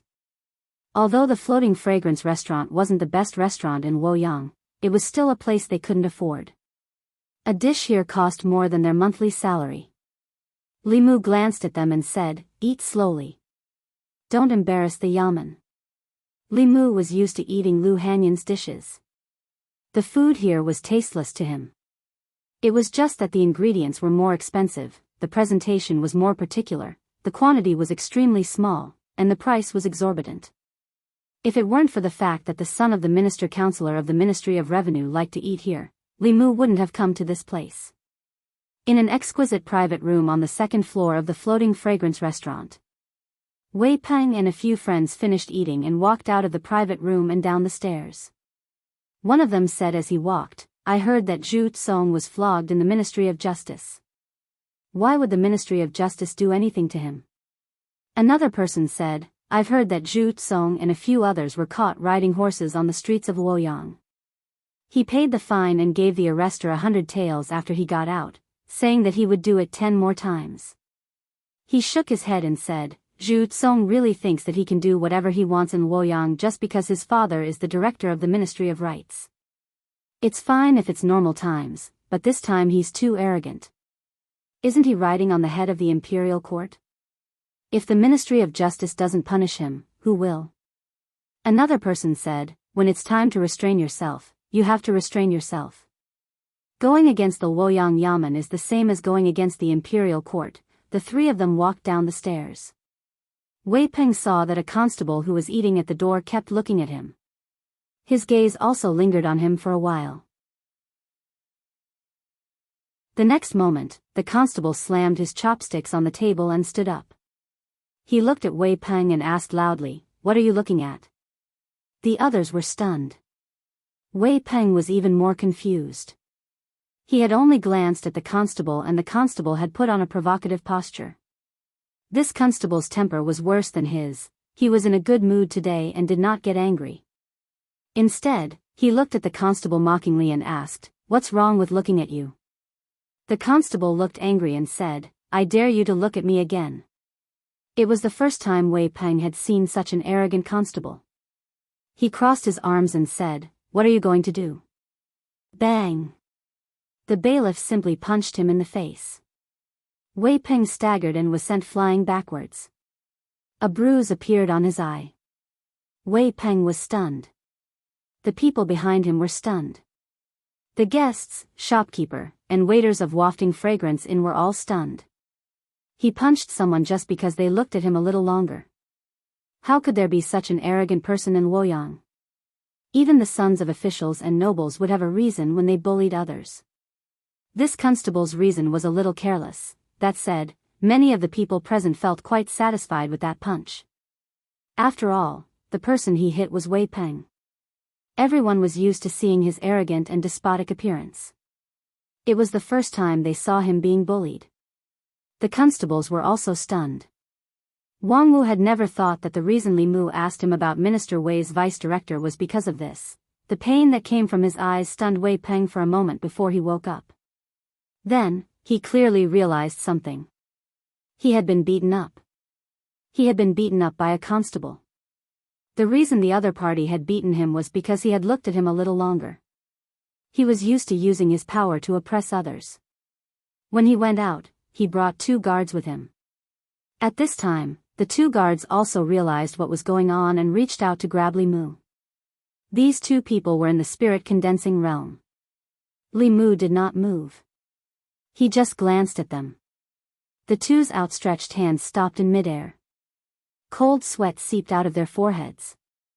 They did not attack again and retreated to Wei Peng's side. The other 2 looked at Li Mu in shock. Li Mu looked at them and asked, "What are you looking at?" Thinking of Wei Peng's fate, the 2 immediately looked away and shook their heads. "Nothing, nothing." Wei Peng covered one eye and looked at the 2 with his other eye. He said angrily, "What are you still standing here for?" One of the guards said, "Young master, he is at the 3rd realm. We are no match for him." Li Mu took one last look at them and left under Wei Peng's resentful gaze and the shocked gazes of the surrounding people. The 3 young men behind Wei Peng were at a loss. They did not know what to do. After all, they had always been the ones who took the initiative. They were also the ones who left. Now that they were being bullied, they could not win in a fight. If they scolded him, they would probably be beaten up again. That person was extremely unreasonable. Even if they looked at him a little longer, they would be punched. If they scolded him, it would not be a matter of 1 or 2 punches. One of them looked at Wei Peng and asked, "What do we do next?" Wei Peng's face darkened. He said, "Go to the Ministry of Justice." Li Mu left the restaurant and walked leisurely to the government office. Wang Wu followed behind him and asked with his mouth agape, "Boss, what are you doing?" Li Mu could not be bothered to explain to him. He said, "You will know in a while." Wang Wu said anxiously, "What do you mean by in a while?"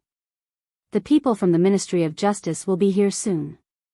"We are the unreasonable ones this time." Wang Wu's prediction was right. The people from the Ministry of Justice came very quickly, even faster than Li Mu arrived at the government office. When he returned to the government office, the people from the Ministry of Justice were already waiting outside. Li Mu had already met a few bailiffs from the Ministry of Justice twice. The leader looked at him with a cold smile and said, "Constable Li, I'm afraid we'll have to trouble you to come with us." Li Mu did not refuse. He said, "Let's go." Xiaobai ran out of the government office and asked softly, "Benefactor, what's the matter?" Li Mu said, "Nothing. You stay in the government office first. I'll be back in a while." The bailiff from the Ministry of Justice had a mocking expression on his face. Last time, he was the reasonable one. Under the threat of the internal guards, the doctor did not dare to judge randomly. This time, he was the one who beat someone first. The reason was in the Ministry of Justice. As long as the doctor handled the case fairly, he would have to go in standing and come out lying down. Li Mu originally wanted Xiaobai to stay in the government office, but she insisted on following. Li Mu let her go. It was Li Mu's second time in the court of the Ministry of Justice. The doctor of the Ministry of Justice sat on the top. Wei Peng and his bad friends stood on the side, looking coldly at Li Mu. The doctor knocked on the gavel and asked, "Li Mu, Wei Peng said that you beat him up for no reason. Is this true?" Li Mu explained, "Who told him to look at me?" The doctor said in a low voice, "He only looked at you, and you beat him up." Li Mu looked at Wei Peng and asked, "Haven't they done this kind of thing before?" The doctor knocked on the gavel again and said, "I don't care about the past. I only want to ask about the present. Did you beat Wei Peng up for no reason at Spring Fragrance Brothel?" Li Mu nodded and said, "Yes. Since you've admitted to the crime, there's nothing left to interrogate." The doctor sneered and said, "Men, drag him away. Give him 20 beatings and throw him into the Ministry of Justice's prison for 7 days." He looked at Li Mu with satisfaction. Last time, the internal guards were there, and it was Zhu Tsong who made the mistake first. He had no choice but to let him walk out of the government office. But this time was different. This time, Li Mu beat Wei Peng first, and Wei Peng did not do anything from the beginning to the end. This case could not be simpler. Even if the Heavenly Emperor came today, he would still be guilty. When the two bailiffs from the Ministry of Justice came up, Li Mu suddenly stretched out his hand and said, "Wait." The doctor said, "Do you have anything else to say?" Li Mu raised his head and said, "According to the Laws of the Great Zhou, Volume 2, Article 13, those who beat up others for no reason can be punished with less than 20 beatings and imprisoned for less than 7 days, depending on the severity of the injury. Wei Peng's eyes are bruised, but it's only a minor injury. Sir Doctor, you sentence me to 20 beatings and imprisonment for 7 days. This is an abuse of punishment. According to the Laws of the Great Zhou, Volume 25, Article 47, any official who abuses punishment will be fined a month's salary for a light punishment, or removed from office for a heavy punishment." The doctor looked at Li Mu, who was calmly explaining the Laws of the Great Zhou to him, and felt as if there was something stuck in his chest. He could not swallow it, but he could not spit it out either.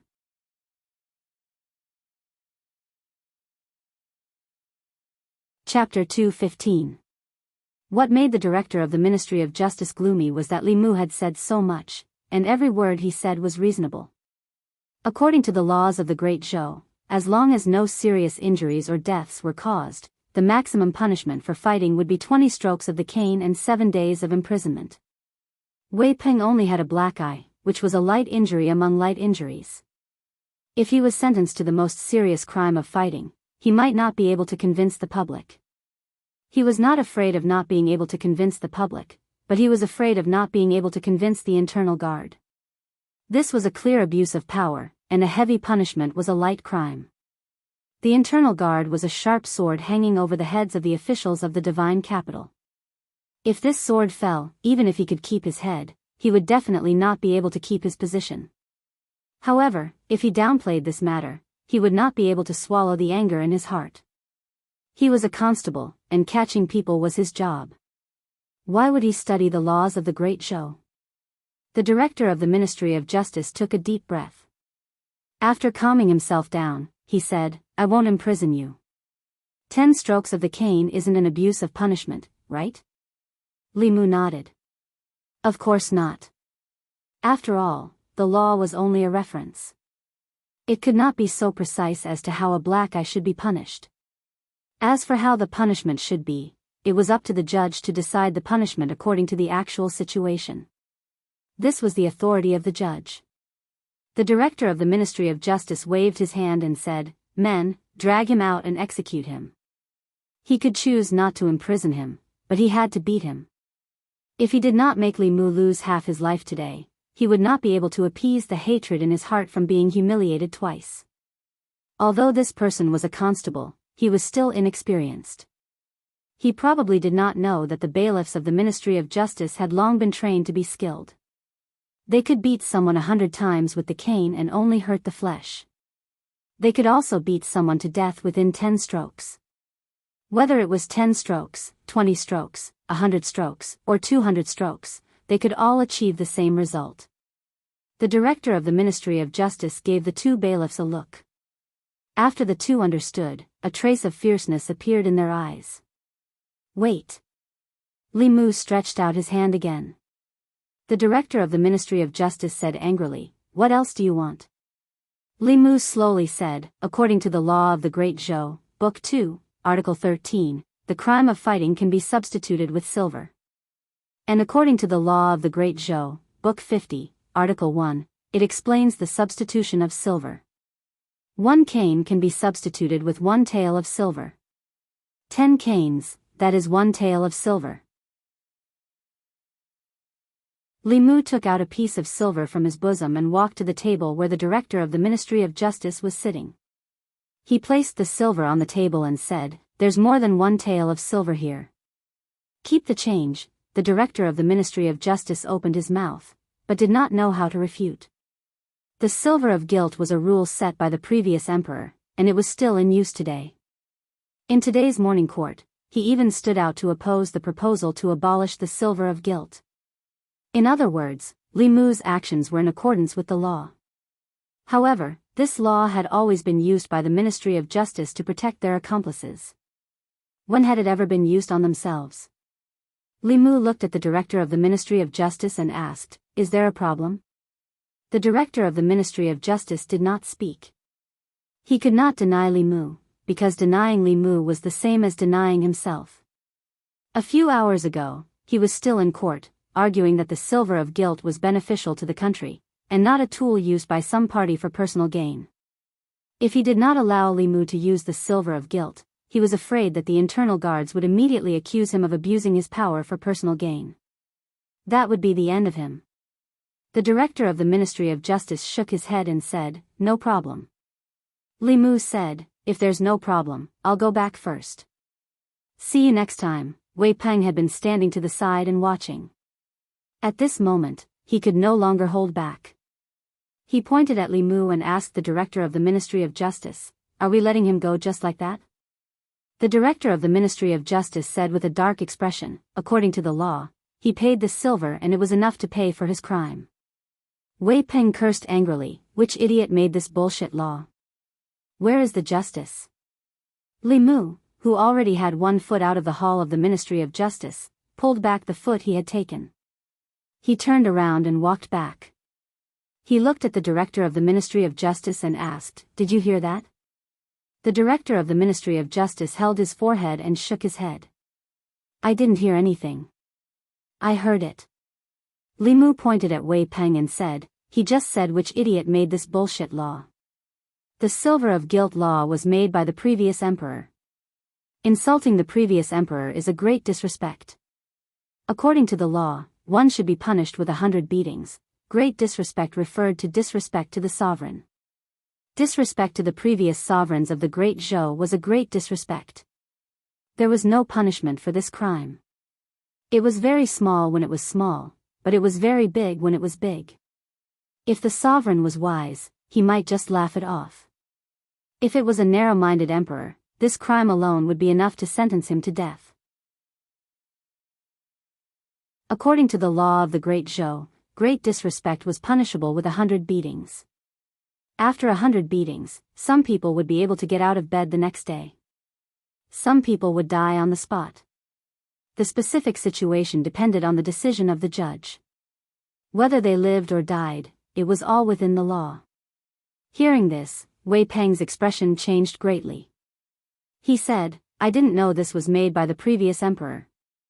I am willing to use silver as a substitute. The director of the Ministry of Justice looked at him like he was an idiot. He said, murder, arson, disobedience, and great disrespect are not included in the list of crimes. When the silver was first made available, the national treasury became much more abundant in a short period of time. However, chaos arose in the country and the people were seething with resentment. Later on, the previous emperor had the Ministry of Justice make changes to this law. Many serious crimes were excluded from the list of crimes. However, great disrespect was never included in the list of crimes. Li Mu glanced at Wei Peng and asked the director of the Ministry of Justice, this person insulted the previous emperor and committed the crime of great disrespect. He should be punished with 100 beatings. Do you want him to be beaten here, or should I bring him back to the yamen? The director of the Ministry of Justice gritted his teeth and said, there is no need to trouble the yamen with the matters of the Ministry of Justice. 100 strokes would be enough to beat Wei Peng to death. At that time, how would he answer to Minister Councillor Wei? Minister Councillor Wei only had one son in his middle years, and Wei Peng was his only son. If he died in the yamen, he would probably go crazy. Li Mu nodded and said, then let's begin. I will leave after watching. The director of the Ministry of Justice gave the two bailiffs a look and said, Wei Peng disrespected the previous emperor.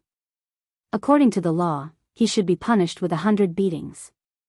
Carry out immediately. Wei Peng's screams quickly came from outside the hall of the Ministry of Justice. He lay sprawled on a flat stool. Every beatings on his buttocks caused a wave of pain. Although it was not intense, it was unbearable when stacked together. However, at this moment, compared to the physical pain, he felt more wronged. From the beginning to the end, he was a complete victim. Just because he looked at that person a little longer, he was punched.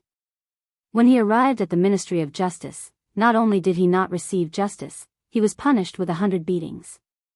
Where was the justice? Where was the justice? Was there any law in Luoyang? Wei Peng felt that he was as wronged as Do Yi. In the hall of the Ministry of Justice, the director of the Ministry of Justice looked at Li Mu and asked, do you really want to be enemies with the Ministry of Justice? Li Mu shook his head and said, I am only acting according to the law. When have I ever been enemies with the Ministry of Justice? You sent people to bring me here from the yamen. You punished me with beatings and imprisoned me. Now you are saying that I am enemies with the Ministry of Justice. Isn't that just making false accusations? The director of the Ministry of Justice opened his mouth. After thinking carefully, it seemed like what he said was true. However, it was the Ministry of Justice that had brought him here. Why did he feel like he was being bullied? Li Mu waved his hand at the director of the Ministry of Justice and said, I'm leaving. See you next time. After being taken advantage of twice, the director of the Ministry of Justice watched Li Mu walk out of the door of the Ministry of Justice once again. He took a deep breath and gritted his teeth as he said to his men, don't meddle in his affairs in the future. The two incidents had shown how difficult it was to deal with a bailiff who understood the law. The director of the Ministry of Justice had already understood the principle that it was easier to invite the devil and then to send it away. Out of sight, out of mind. He would not meddle in other people's affairs. If the vice-director of the Ministry of Revenue was angry for his son, he could go to the yamen and cause a ruckus. Outside the Ministry of Justice, Wang Wu and several bailiffs were waiting anxiously. Only Xiao Bai had a smile on her face as she glanced at the Ministry of Justice from time to time. Some of the guests of the Wafting Fragrance restaurant ran out of the restaurant without even finishing their food. They wanted to see the show. Wei Peng was a frequent guest of the Wafting Fragrance restaurant. His personality was extremely arrogant and despotic. He had clashed with people several times in the Wafting Fragrance restaurant. In the end, the side that was clearly in the right had to grovel and apologize to him. Everyone had disliked him for a long time. The scene at the Wafting Fragrance restaurant today was simply too satisfying. Unfortunately, the Ministry of Revenue and the Ministry of Justice were in cahoots. That bailiff would probably be carried out after entering the Ministry of Justice. Everyone was thinking this in their hearts. Sure enough, they saw someone being carried out of the Ministry of Justice. They took a closer look. If it wasn't Wei Peng, who else could it be? They then saw the bailiff striding out of the Ministry of Justice. From head to toe, he didn't look like he had been punished at all. The crowd couldn't help but be stunned. Although today's matter made them feel happy in their hearts, it was obvious that Wei Peng had done a lot of evil in the past. Today, he had completely suffered an undeserved calamity. Why was it that when he arrived at the Ministry of Justice, the person who hit the bailiff wasn't injured at all? Instead, the bailiff who was beaten seemed to have been severely punished. Although this kind of thing wasn't rare in the Ministry of Justice, in the past, the people who hit the bailiff were all people like Wei Peng. Could it be that the bailiff's background was even deeper than Wei Peng's? Wang Wu and the others were already dumbfounded. They ran forward and asked, "Boss, are you all right?" Li Mu glanced at him and asked, "What can happen to me?" Wang Wu and the others sized up Li Mu from head to toe. Then, they began to look at him with reverence. After hitting the people of the Ministry of Justice, he could make the Ministry of Justice hit his own people again. In the end, he walked out of the Ministry of Justice safely. Other than him, who else could it be? Everything that happened in the Ministry of Justice couldn't escape Xiao Bai's ears. She raised her head and looked at Li Mu with little stars in her eyes. She said, "If benefactor is a fox, he must be the smartest fox." In the Ministry of Justice, the director of the Ministry of Justice paced around the hall and muttered, "Something's wrong. Something must be wrong." A figure stood at the door and asked, "What's wrong?" The director of the Ministry of Justice raised his head and immediately said respectfully, "Lord Assistant Minister." The Assistant Minister of Justice asked, "What's wrong?" The director of the Ministry of Justice scratched his head and said, "The one who hit the bailiff was fine. Instead, the one who was beaten was punished with a cane." What was wrong became right, and what was right became wrong. The Assistant Minister of Justice glanced at him and said indifferently, "According to the law, no one is wrong, but right and wrong are reversed and black and white are mixed up. Then, the one who is wrong is the law."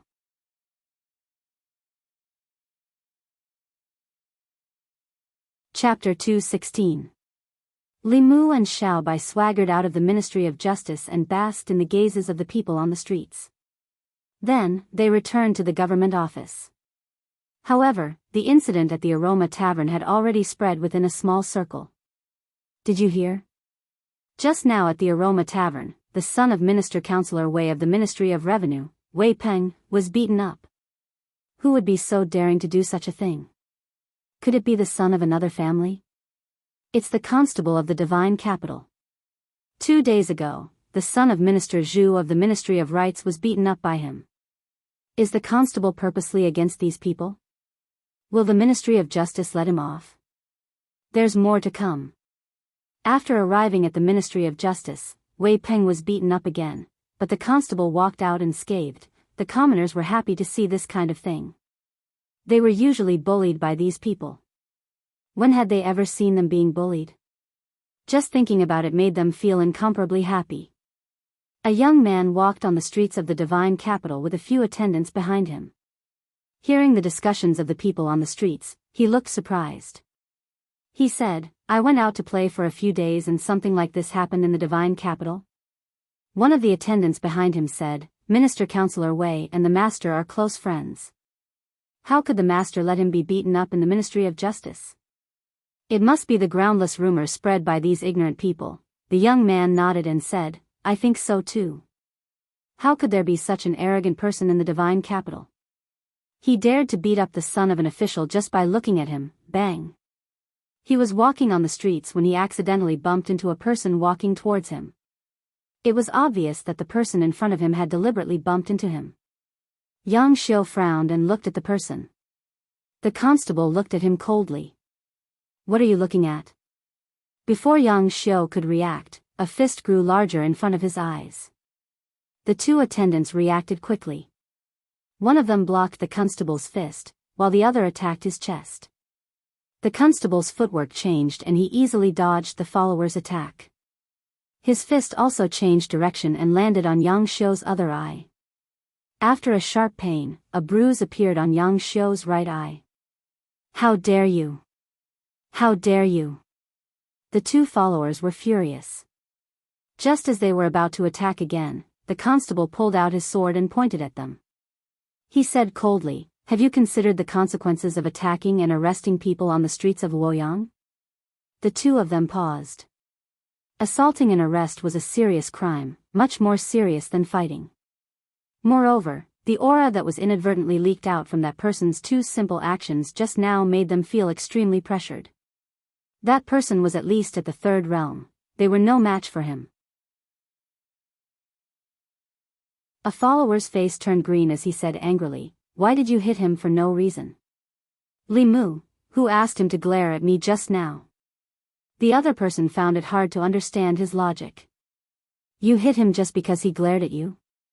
Li Mu asked, "Half a month ago, wasn't there someone who was beaten up by you just because he blocked his way?" "You."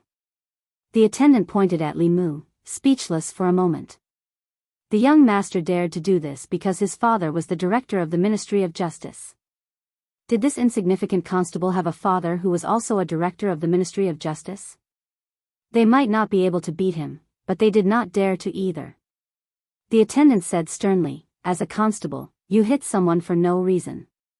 Come with us to the Ministry of Justice for trial." They did not dare to attack and arrest people on the streets of Luoyang. However, it was different at the Ministry of Justice. The young master's father was the director of the Ministry of Justice. Even when they were in the wrong, he could let them off the hook. Moreover, they were in the right this time. Fine. Li Mu sheathed his sword and swaggered towards the Ministry of Justice. The attendant looked at Yang Xiu and asked, "Young master, are you all right?" He had just returned to Luoyang and was punched by someone. Yang Xiu covered his eyes and said with a dark expression, "Return to the Ministry of Justice." A few attendants followed behind Li Mu. Coupled with Li Mu's constable attire, those who did not know would think that they were the ones who had committed the crime. At this moment, they realized that this person was probably the constable of Luoyang who had made Wei Peng suffer. If he could make Wei Peng suffer in the Ministry of Justice, it meant that he was quite capable. However, their young master was different from Wei Peng. Their young master was the son of the director of the Ministry of Justice. Going to the Ministry of Justice was like going home. How could he be bullied in the Ministry of Justice? Wei Peng followed behind Li Mu and glared at him fiercely. His attendants also looked fierce as if they could already see what would happen to him. Ministry of Justice. The director of the Ministry of Justice was drinking tea in the side hall. He had yet to calm down. As the director of the Ministry of Justice, it was a great humiliation for him to be played by a lowly bailiff in his territory. Whenever he heard Li Mu's name, he would have a headache. Why was there such a lunatic in Luoyang? Soon, a constable came to report that Li Mu was here again. The director of the Ministry of Justice was stunned. He put down his teacup and said angrily, "He only left a few hours ago. Why is he here again?" He knew that Li Mu had come to the Ministry of Justice without fear. If he went out, he would be angered. He waved his hand and said, "Tell him that I'm not here. Tell him to return to his yamen." The constable said helplessly, "But he hit young master this time, what?" The director of the Ministry of Justice stood up abruptly and ran to the front hall. When he saw his son standing there with one of his eyes bruised, he could no longer hold back his anger. He pointed at Li Mu and shouted, "Li, what the hell do you want to do?" Li Mu sighed and said, "I'm sorry, Sir Director. Sometimes I can't control my temper. You can punish me however you want." "I deserve this." Yang Xiu covered his eye and said loudly, "Father, flog him 20 times and lock him up for 7 days." Li Mu couldn't help but look at him. As expected of the son of the director of the Ministry of Justice, he was clearly familiar with the laws of the Great Zhou. The director of the Ministry of Justice looked at Li Mu and said with a gloomy face, "In one day, you've provoked trouble twice. As a constable, you knowingly broke the law. Your crime is even worse. I'm not going overboard with flogging you 20 times, right? It's not. Li Mu took out 2 pieces of silver and said, "These are 2 taels of silver. Sir, please keep them well." The director of the Ministry of Justice's eyelids twitched. He said, "You've already used silver to pay for your crime today." Li Mu smiled and said, "The laws of the Great Zhou don't stipulate that I can only pay for my crime once a day. Could it be that Sir Director wants to abuse your power for personal gain because it's your son who's involved in the case?" The director of the Ministry of Justice's eyelids twitched wildly. The anger in his heart could no longer be suppressed. He had never thought of himself as a good person. But today, in front of Li Mu, he finally understood what the true power of evil was. Using the law to repeatedly trample on justice made people want to grind his bones and scatter his ashes. He glared at Li Mu and said through gritted teeth, "Do you really think that you can do whatever you want with money? I've already paid my fine. I'll go back first." Li Mu waved his hand and said, "If nothing unexpected happens, we'll meet again."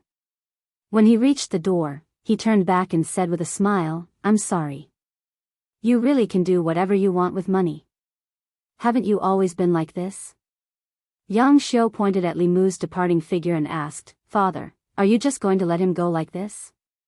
The director of the Ministry of Justice took a deep breath and said in a low voice, "The law is like this. What can I do?" Yang Xiu's chest heaved up and down. He said angrily, "What bullshit law?" Li Mu, who was about to walk out of the Ministry of Justice, paused his steps. Seeing that Li Mu was about to step out of the yamen, the director of the Ministry of Justice slapped his son's mouth and said angrily, "Shut up. This law was set by the previous emperor. Who are you to question it?" Li Mu sighed and walked out of the Ministry of Justice. Yang Xiu covered his face with an innocent expression. He had clearly done nothing. He had been punched on the street for no reason. When he returned to the Ministry of Justice, the person who hit him had left, and he had been slapped again. At this moment, the grievance in his heart could no longer be described with words. The director of the Ministry of Justice's chest heaved up and down. He clenched his fists and loosened them after a while. The law of paying in lieu of punishment was very convenient when he used it normally. When those officials or children of the rich and powerful committed crimes, he could not really punish them.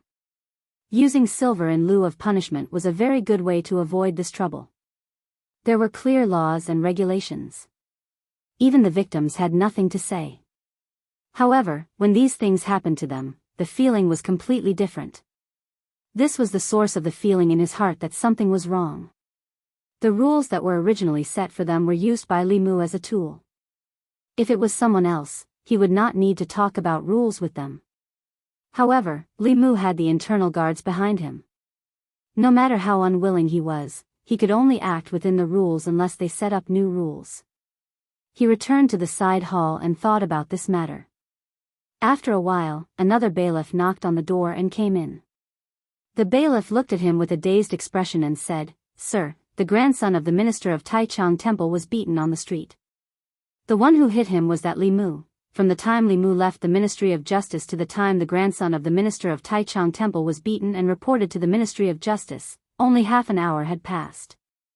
The director of the Ministry of Justice held his face with both hands and muttered, "Is he crazy?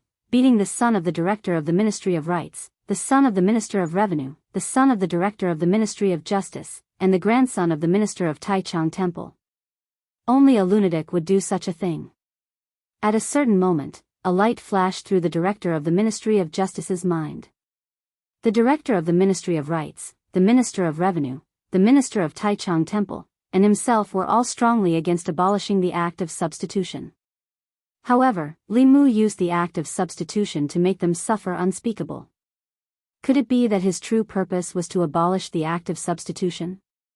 However, he was only a lowly bailiff. What good would it do him to abolish the act of substitution? No, the first person to propose abolishing the act of substitution was the commandant of Xingdu. Li Mu was the commandant of Xingdu. Could it be that the commandant of Xingdu was behind all this? His purpose was to abolish the act of substitution so that he could perform a meritorious service to His Majesty. The director of the Ministry of Justice had a look of realization. He finally realized the truth. Achoo! In the Chengdu Yamen, Zhang Chun sneezed. He picked up his teacup and took a sip. Looking at the cramped room, he sighed and said, "Why hasn't His Majesty delivered the house that he promised?"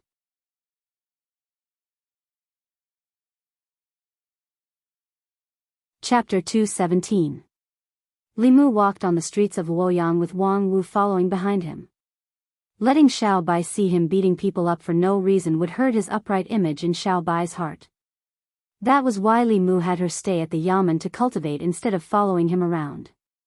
Wang Wu followed behind Li Mu with a look of reverence. In the past few days, he was completely convinced by this new constable. Upholding justice for the people, punishing evil, and upholding justice. This was the constable of the people. The sons of some officials in Luoyang were evil, but he was even more evil than them. He went to the Ministry of Justice as if he was drinking water and eating. He had beaten people up, but in the end, he could walk out of the Ministry of Justice unscathed. Who else in Luoyang could be like him? Constable Li, would you like a bowl of noodles? Constable Li, would you like a pear? There are 2 new girls in the brothel. Would you like to come and have some fun? In the past few days, Li Mu's name had spread throughout Luoyang. It was not because he was upholding justice for the people, nor was it because he was handsome. It was because he could walk out of the Ministry of Justice unscathed after beating up the sons of officials on the streets. This gave the people a lot of fun to watch. The people whom the constable of the Luoyang Yamen had attacked were all sons of officials who were used to being arrogant and despotic in the Luoyang. Seeing them being bullied and unable to do anything to Constable Li, the commoners were extremely pleased. Li Mu rejected the brothel madam's invitation. He looked ahead, searching for his next prey. At one point, his eyes lit up as a familiar figure came into view. It was Zhu Tsong, the son of the director of the Ministry of Rights. Li Mu had only been in Luoyang for 2 days, but he already had a grudge with him because of the horse-riding incident on the streets. Zhu Tsong had been beaten a few times in the Ministry of Justice, but he had completely recovered in a few days. Wei Peng, who had been beaten the most, had probably recovered by now. Being beaten with a cane might take the life of an ordinary person, but these people were rich and definitely did not lack healing pills. At most, they would suffer some physical pain during the torture. Zhu Tsong had already seen Li Mu, but he didn't dare to look at him again. Over the past few days, he had investigated thoroughly. Li Mu had internal guards behind him. They were the Empress's lackeys and fangs. Although there were many people in Luoyang who could afford to offend him, it definitely did not include him, whose father was only a director of the Ministry of Rights. He simply turned around, planning to slip away as soon as possible. As soon as Zhu Tsong turned around, Li Mu appeared in front of him. Li Mu looked at Zhu Tsong and asked with a smile, "Isn't this young Master Zhu? Where are you going in such a hurry?" Zhu Tsong lowered his head, not daring to look at Li Mu. He said, "Just strolling around."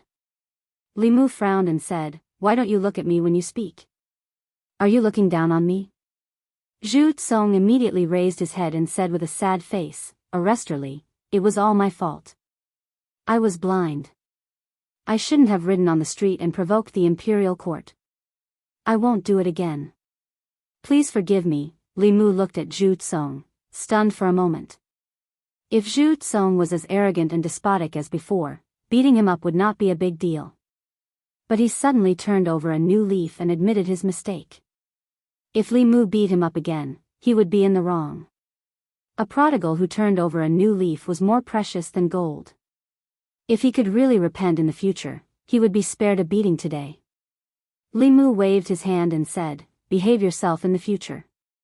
Let's go, thank you, Arresterly." Zhu Tsong did not hesitate and quickly left. Li Mu sighed regretfully and continued to search for his next target. Suddenly, the sound of hurried horse hooves came from behind. Li Mu looked ahead and saw a young master riding on a horse. He crossed the road, causing the people to run away in panic. Riding on horses on the streets of Luoyang was common, but it was not so common. This was the second time Li Mu had seen it. He was about to chase after the young master when he felt something on his leg. He looked down and saw Wang Mu hugging his leg tightly. Li Mu asked, "What are you doing?" Wang Mu said bitterly, "Boss, we can't go. We can't afford to offend this person." Given Wang Mu's eyesight, after following Li Mu for the past few days, he should already know who they could afford to offend and who they could not. Even in such a situation, Li Mu was still so determined to drag Li Mu along. This showed that this person's background was indeed not small. Li Mu asked, "Who is he?" Wang Mu said, "A disciple of the Zhou family."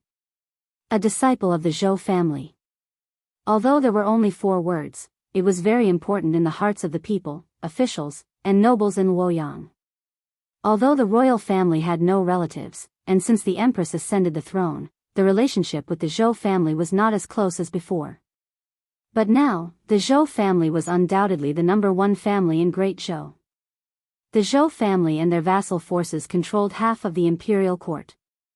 The Zhou family's ancestor was a peak 6th realm cultivator.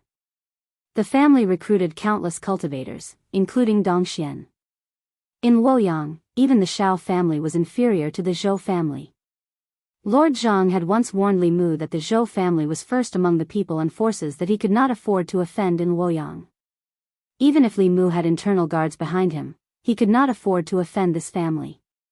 Wang Mu hugged Li Mu's leg tightly and said, "Boss, listen to me.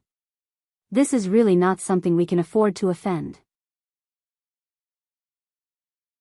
Li Mu knew very well that he could be arrogant in front of the sons and grandsons of rank 5 and 6 officials in the name of internal guards. But he did not have the right to be arrogant in front of these people. In the end, before he had absolute strength and power, he was just someone who bullied the weak and feared the strong. He walked a few steps and soon saw his next target. It was a young man dressed in luxurious clothes. He seemed to have drunk a lot and walked on the street drunk.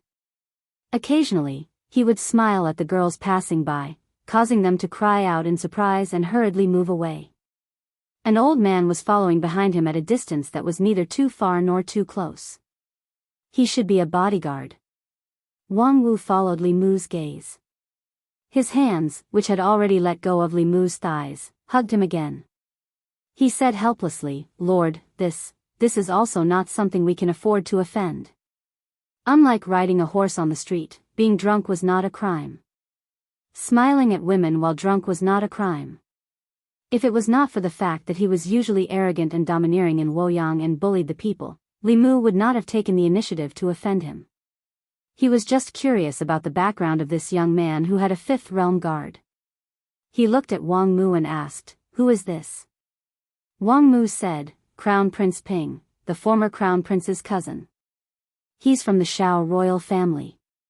The former Crown Prince usually referred to the previous emperor of the Great Zhou. However, he had only been on the throne for less than a month before he died. The people and officials of Luoyang did not call him the former emperor.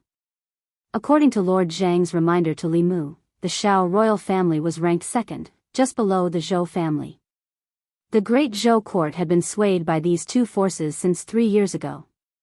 The Shao royal family wanted to regain the emperor's aura after the empress abdicated and return the power of Great Zhou to the right track. The Zhou family wanted the empress to pass the throne to the Zhou family's descendants and change the surname of the Great Zhou royal family. These two forces had an irreconcilable fundamental conflict. Among the various forces in Luoyang, some leaned toward the Shao family, some leaned toward the Zhou family, some leaned toward the empress, and some remained neutral. Even though the Zhou family and the Shao family were locked in a fierce battle in court, they would try their best to avoid offending each other outside of court. Some people could not be offended for the time being. Those who could be offended had been in seclusion for the past 2 days. Li Mu waved his hand and said, "Forget it. Let's return to the court." Ministry of Justice. Several officials gathered together. The atmosphere was rather gloomy. Preposterous. Too arrogant. Lawless. Simply lawless. The director of the Ministry of Justice looked at the furious director of the Ministry of Rights, the minister-counselor of the Ministry of Revenue, the minister of Taichung Temple, and a few other officials. He rubbed the space between his eyebrows but did not speak. His son had been beaten 100 times and had not fully recovered even now. His concubine had been causing trouble at home every day. The minister-counselor of the Ministry of Revenue looked angrily at the director of the Ministry of Justice and asked, "Sir Yang, don't you have a way to deal with that Li Mu? What can I do?" The director of the Ministry of Justice had been extremely irritated these past 2 days. Seeing that the minister-counselor of the Ministry of Revenue was vaguely blaming him, he said impatiently, "The Ministry of Justice is the Ministry of Justice of the Great Zhou, not my Ministry of Justice.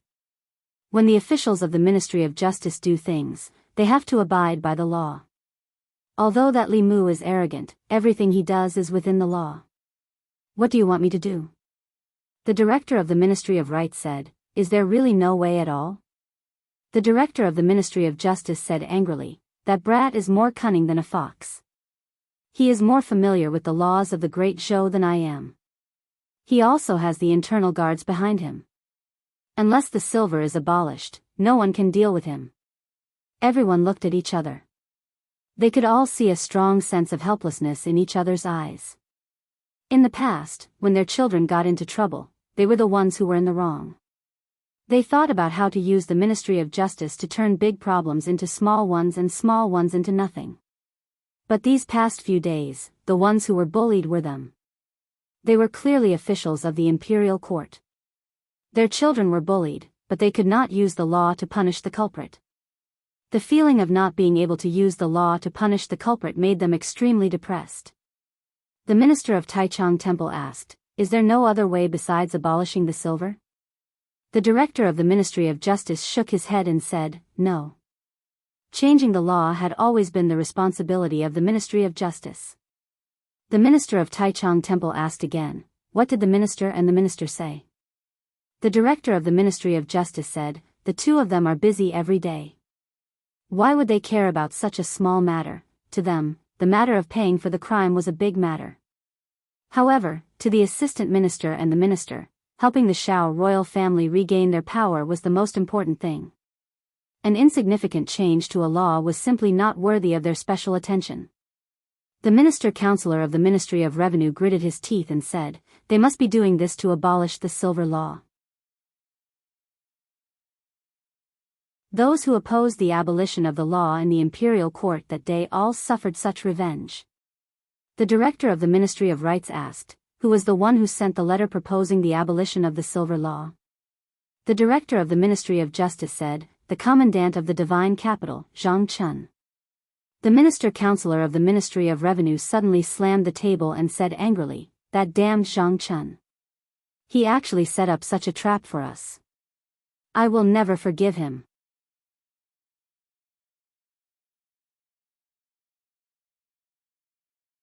Chapter 218. At the Censorate. Lawless.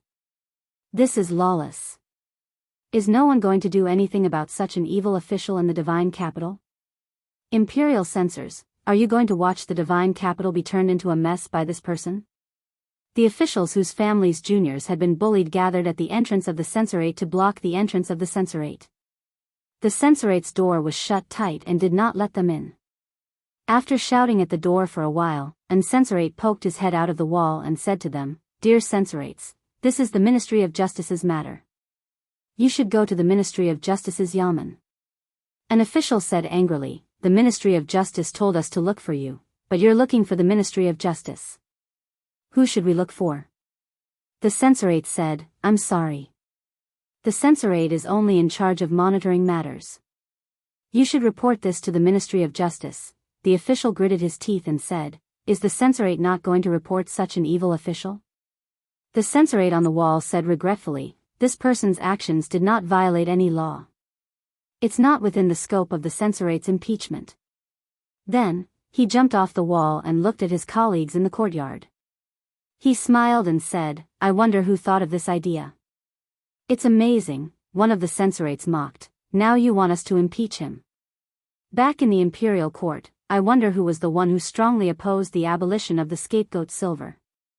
Now that it's their turn, why did they change their attitude? Another censorate smiled and said, this is called shooting yourself in the foot.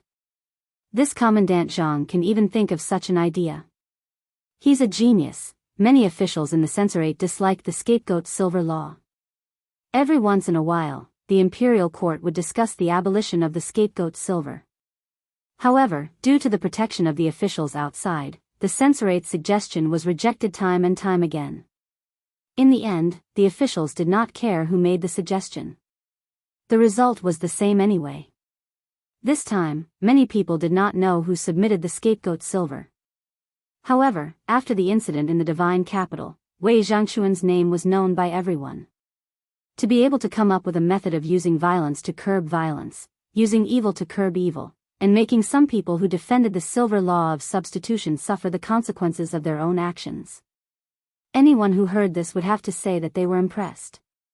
In the current imperial court, there weren't many good officials who were dedicated to the people, dared to fight against evil forces, and didn't adhere to the rules. I'm not. I didn't. Don't speak nonsense. Inside the divine capital Yamen, Zhang Chun's face was filled with shock.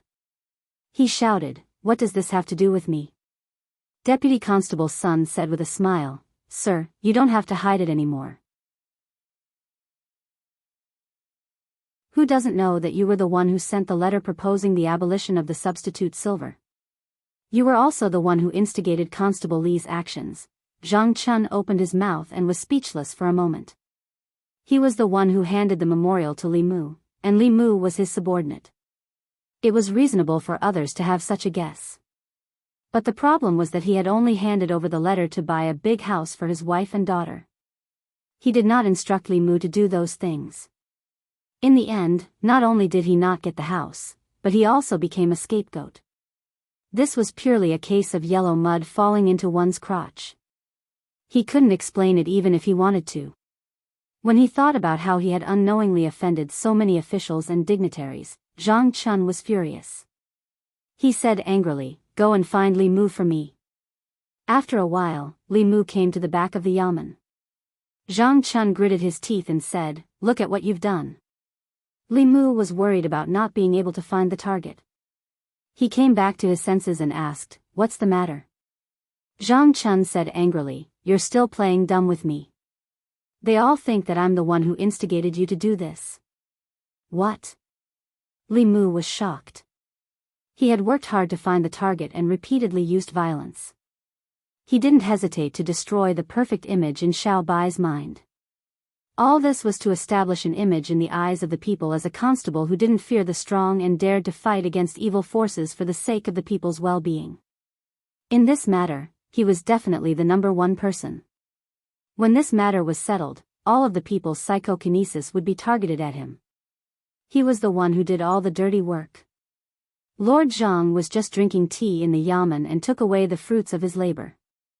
He was demoted from the number one person to the number two person. Was there any justice in this world? He stole the fruits of Li Mu's victory without much effort and gained the love and respect of the people. How could he be blamed for it? Zhang Chun was stunned when he saw the change in his expression. He asked, you're still not willing to let me take the blame for you? Li Mu said indignantly, I worked hard to go against those officials and took the risk of being beaten and imprisoned in order to obtain psychokinesis from the people. Lord Zhang obtained all of this just by drinking tea in the yamen. You're still not willing? The two of them looked at each other and saw the indignation in each other's eyes. Li Mu didn't expect that he would suffer retribution so soon after stealing Lord Zhang's psychokinesis. Zhang Chun also didn't expect that he would offend so many officials in Luoyang just because he wanted to move to another residence. He had to bear a burden that his life couldn't bear. Li Mu sighed in the end. He was just a small constable. Even if he wanted to take the blame, he didn't have the right to do so. Zhang Chun also sighed. He didn't want to offend people or cause trouble, but the people he offended this time were more than the people he had offended in his 10 years as an official. In the Ministry of Justice, the Minister-Counselor of the Ministry of Revenue, the Minister of the Ministry of Rights, the Minister of the Ministry of Justice, the minister of the Taichung Temple, and the others also sighed. The minister-counselor of the Ministry of Revenue said unwillingly, "Is there really no other way?" The minister of the Ministry of Justice said, "There's no other way except to amend the law and abolish the silver of guilt." In the past, the Silver of Guilt Act was their umbrella of protection. Now, the Silver of Guilt Act was their death warrant. With Li Mu's arrogance, if this law wasn't abolished, their family's juniors wouldn't be able to leave their homes in the future. If they were caught by Li Mu outside, they would inevitably be beaten up. Unless they could hire a fourth realm cultivator to guard them at all times, but the price they had to pay was too great. How could they afford to hire a middle realm cultivator? Li Mu and Zhang Chun's goal was clear. If the Silver of Guilt Act wasn't abolished, his actions wouldn't stop. The minister-counselor of the Ministry of Revenue suddenly said, "Can you add a restriction to this law? For example, if you want to use the Silver of Guilt Act, you must be an official." The minister of the Ministry of Justice shook his head and said, "That's impossible. This will destroy the foundation of the people's hearts in Great Zhou. Her Majesty won't agree, and most of the court officials won't agree either." Although the old party and the new party argued endlessly in the court, there were only disagreements over the succession of imperial power. Neither the new party nor the old party wanted to completely destroy the foundation of the people's hearts in Great Zhou. No one was willing to take over a Great Zhou whose foundation was destroyed. Of course, Her Majesty the Empress wouldn't agree to such a ridiculous thing for the sake of the people's hearts. Abandoning the idea of restricting the Silver of Guilt Act, the minister-counselor of the Ministry of Revenue thought of his son who was still lying in bed at home and sighed. He raised his head to look at everyone and asked tentatively, "Why don't we abolish it?" The minister of the Ministry of Rights thought for a moment and nodded. "I agree. This can't go on." The minister of the Taichung Temple thought of his precious grandson's bruised eyes. After thinking for a moment, he also sighed and said, "In any case, this law is useless to us. If we don't abolish it, it will only become something that Li Mu can rely on. It's extremely disadvantageous for us."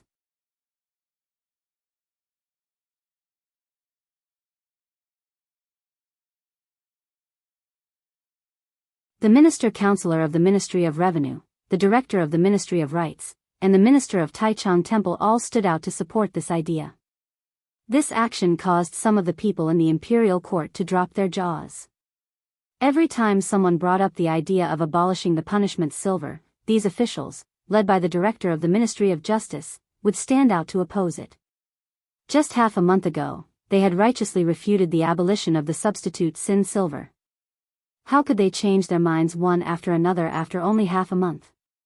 Of course, there were also a portion of people who knew exactly what had happened in the past half a month. It was because these people supported the substitution silver method that their children were forced to hide at home by the constable of the Luoyang Yamen. This matter had become a joke in the Luoyang Yamen. These people had picked up a rock, but in the end, they had only smashed their own feet.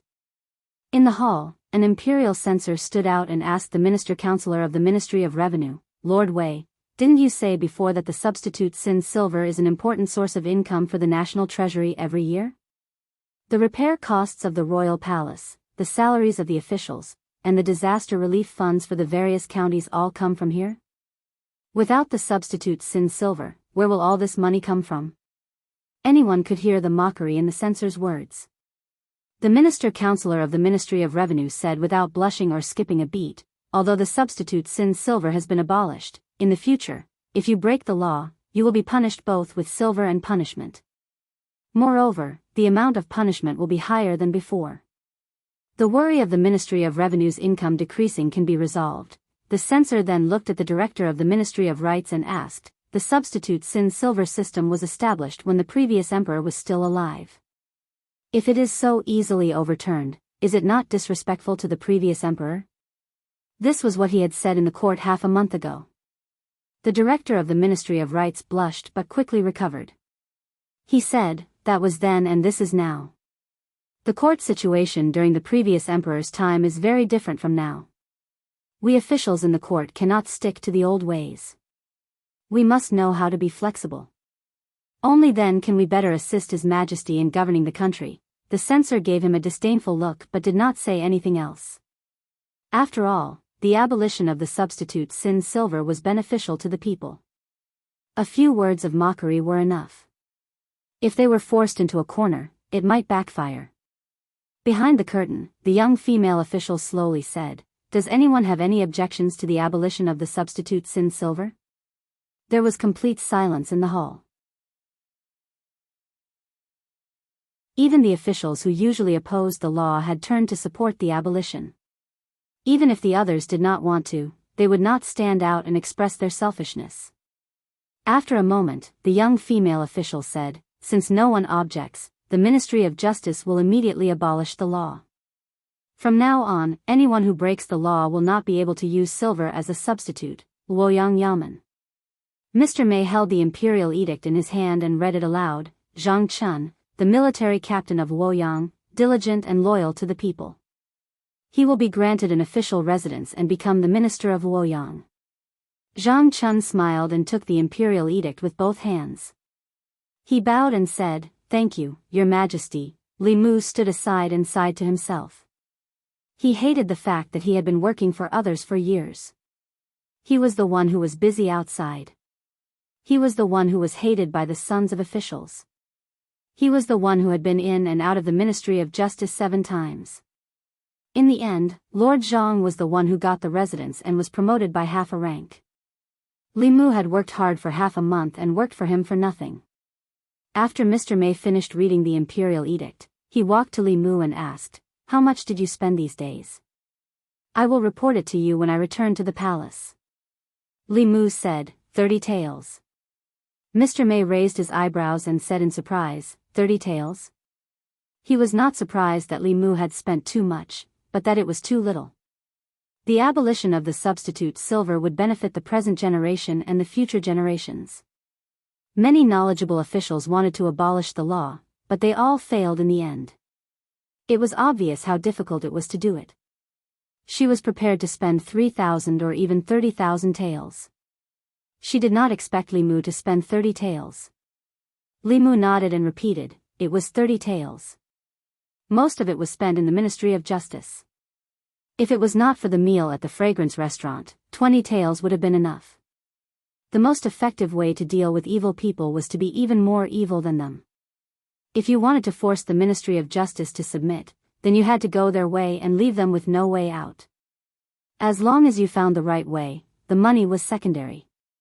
In the imperial garden of the palace, the empress was admiring a budding peony among the flowers. She said softly, 30 taels? Official Mei bowed slightly and stood behind her. He smiled and said, "In the past half a month, he has used the silver law of guilt substitution to its maximum. He only used 20 taels to beat up the sons of the officials from the Ministry of Revenue, the Ministry of Rights, and the Ministry of Justice.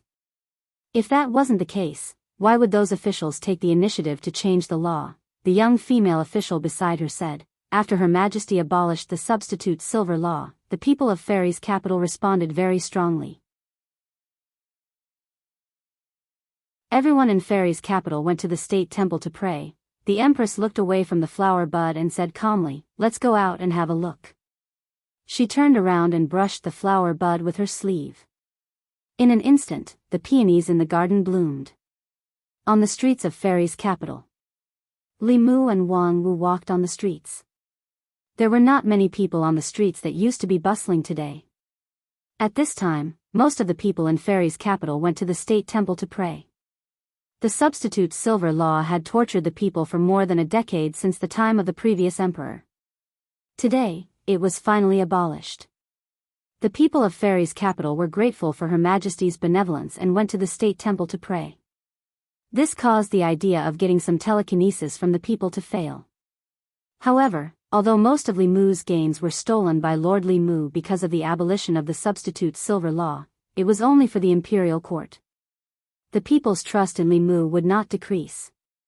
This was all because of his punches on the streets of Fairy's capital. From afar, Li Mu saw a group of people coming from afar.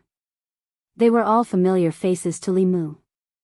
There was Wei Peng, the son of the vice-director of the Ministry of Revenue, Zhu Tsong, the son of the director of the Ministry of Rights, Yang Xiu, the son of the director of the Ministry of Justice, and the grandson of the minister of Taichung Temple. For the past few days, Li Mu had been waiting for them on the street for a long time, but they refused to come out. Now that he finally saw them, he couldn't beat them up for no reason because the silver art of crime substitution had been abolished. When they saw Li Mu, their first reaction was to turn and run.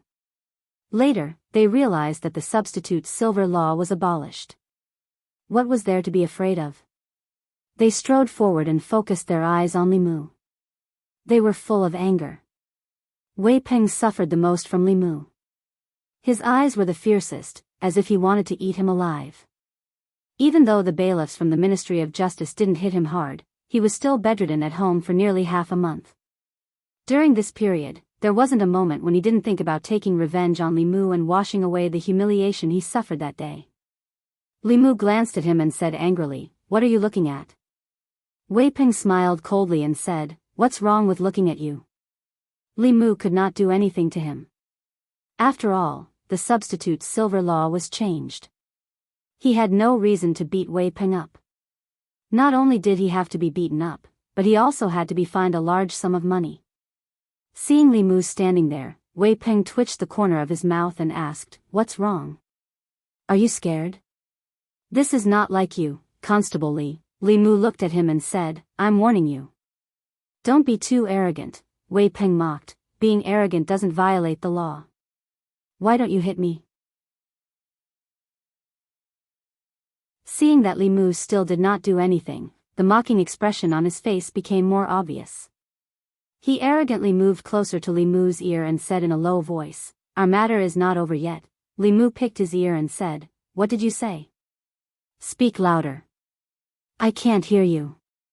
Wei Peng raised his voice and said, "Our matter is not over yet." Li Mu looked at him and asked, "Are you threatening me?" Wei Peng laughed coldly and said, "So what if I'm threatening you?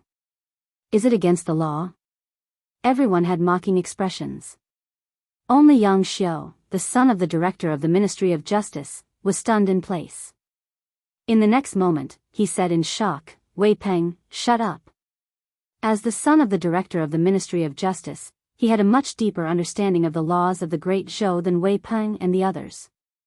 Using words or violence to threaten and intimidate an official of the imperial court was truly against the law. If the circumstances were minor, they would be detained for 5 days or less. If the circumstances were serious, they would be detained for 5 days or less and be fined money. Yang Xiu wanted to remind Wei Peng, but it was already too late. "You don't know, right? Threatening me is really against the law." Li Mu looked at Wei Peng and shook his head. "Let's go and sit in the yamen. In the future, remember to read more books. There's no harm."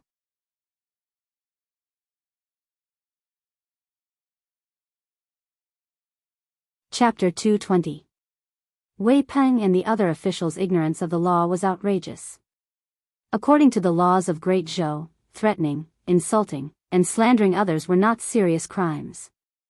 However, if they caused a certain degree of harm to the person involved, they would still be fined and imprisoned. Officials and bailiffs were all government officials. Threatening a government official was an additional crime. Li Mu had kindly taught Wei Peng this law. Wei Peng was still in disbelief. He looked at Yang Xiu and asked, "Is what he said true?" Yang Xiu nodded helplessly and said, "It's true." Wei Peng's face paled. He squeezed out a smile and said, "I was just joking." Li Mu's face darkened. He said, "Do I look like I'm joking with you?"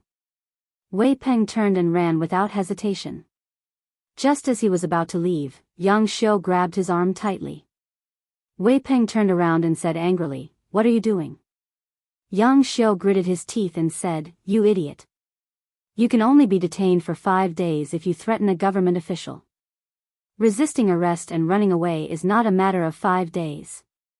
Li Mu looked at him again. As expected of the son of the director of the Ministry of Justice, his awareness of the law was much stronger than Wei Peng's. Wei Peng stood there in a daze. His face was full of regret. Li Mu glanced at him and said, "What are you standing there for? Let's go." He held Wei Peng's arm behind his back and walked toward the Luoyang Yamen. Yang Xiu looked at Zhu Tsong and said, "Isn't Minister Counselor Zhang of the Ministry of Rights also the Minister of Luoyang? Go and invite him. Maybe Wei Peng won't have to go to jail." Zhu Tsong shook his head and said, "It's no use. His Majesty just decreed that the Minister of Luoyang will be promoted to the Minister of Luoyang. Minister Counselor Zhang will no longer be the Minister of Luoyang." Yang Xiu sighed and said, "Then there's nothing we can do." A moment later, in the prison of the Luoyang Yamen, Wei Peng sat in the prison. His face was extremely pale. No one knew whether it was because of fear or anger. Yang Xiu looked at Wei Peng in the cell and said, "There's no other way. You caused trouble first. My father can't save you. I can only wrong you to stay here for a few days. If you need anything, I'll buy it for you." Wei Peng gritted his teeth and said, "I want a copy of The Law of Great Zhou." When Li Mu and Wang Wu walked on the streets again, the number of commoners on the streets had increased. He had only been in Fairy's capital for a month, but the feeling he got when he stood on the streets of Fairy's capital was completely different from before. When he first came to Luoyang, the people he met on this street did not help the elderly when they fell, nor did they help when they encountered injustice. Their gazes were indifferent and their expressions were numb. They were very wary of each other. Now, Li Mu could no longer see much indifference and numbness on their faces. On the surface, the abolition of the silver of guilt law placed the officials and nobles of the divine capital on the same level as the common people. This was the first time in more than a decade that the people of the divine capital were united like never before. This was naturally beneficial to maintaining the stability of the country. It was also beneficial to Li Mu. Although he was not well known in Fairy's capital, there were still many people who could recognize him when he walked on the streets. As Li Mu walked, a steady stream of psyche power gathered on his body.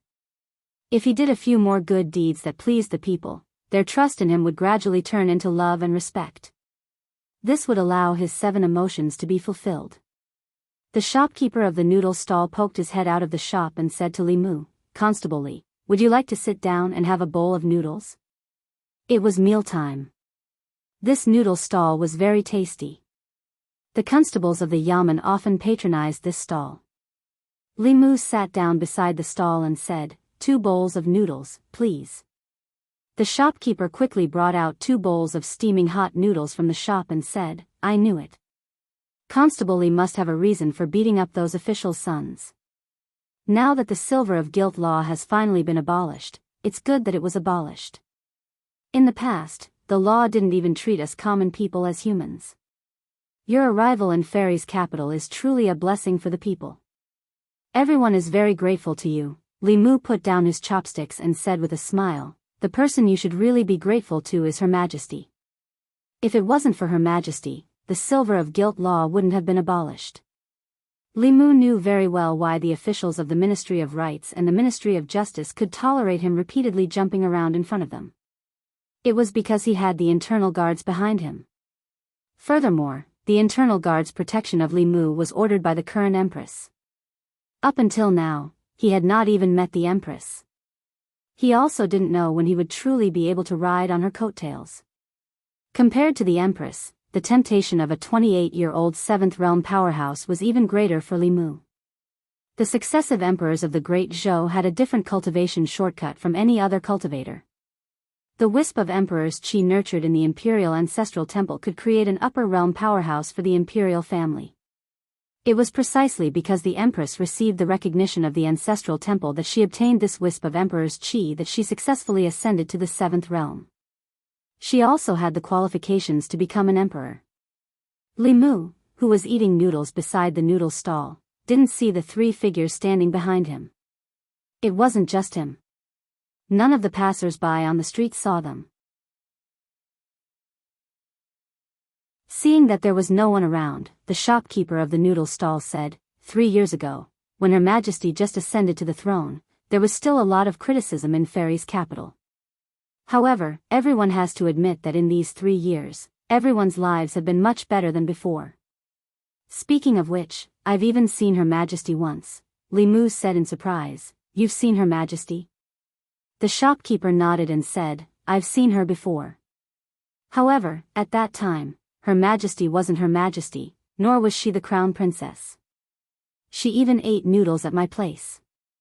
At that time, I never would have thought that she would become Her Majesty the Empress. Wang Wu finished his soup and put down the bowl. He said with disdain, "Stop bragging. When Her Majesty wasn't the crown princess, she was still the Zhou clan's legitimate daughter. Why would she come here to eat noodles?" The shopkeeper glanced at him and said, "Believe it or not." After saying that, he went inside to get busy. Wang Wu wiped his mouth and said, "This old guy doesn't even blink when he lies.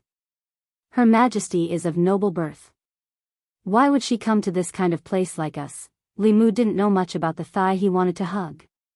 His knowledge of the Empress was limited to hearsay. Wang Wu grew up in Fairy's capital and often collected information about the rich and powerful families. Perhaps he knew more than Li Mu. He looked at Wang Wu and asked, "How much do you know about Her Majesty?" Speaking of this matter, Wang Wu began to talk non-stop. "That's a lot. Her Majesty is the youngest daughter of Grand Tutor Zhou. She is devastatingly beautiful and has a very high cultivation talent since she was young. When she was 20 years old, she had already entered the 5th realm, devastatingly beautiful." Li Mu said suspiciously, "Didn't they say that after she married the crown prince, he didn't like her? If she's so beautiful, why wouldn't he like her?" In Li Mu's subconscious mind, although the Empress' cultivation was high, she shouldn't be that beautiful. Otherwise, why would she still be a virgin when she became the Empress? If it wasn't because she was too ugly, then the rumors were wrong. Wang Wu looked around and said in a low voice, "Boss, I don't know. The crown prince likes men. This isn't a secret in Fairy's capital." Li Mu was stunned. He also lowered his voice and gossiped, "So the rumors that Her Majesty is still a virgin are true?" As soon as he finished speaking, he suddenly felt an inexplicable chill. The hairs on his body stood on end, and his entire body shivered.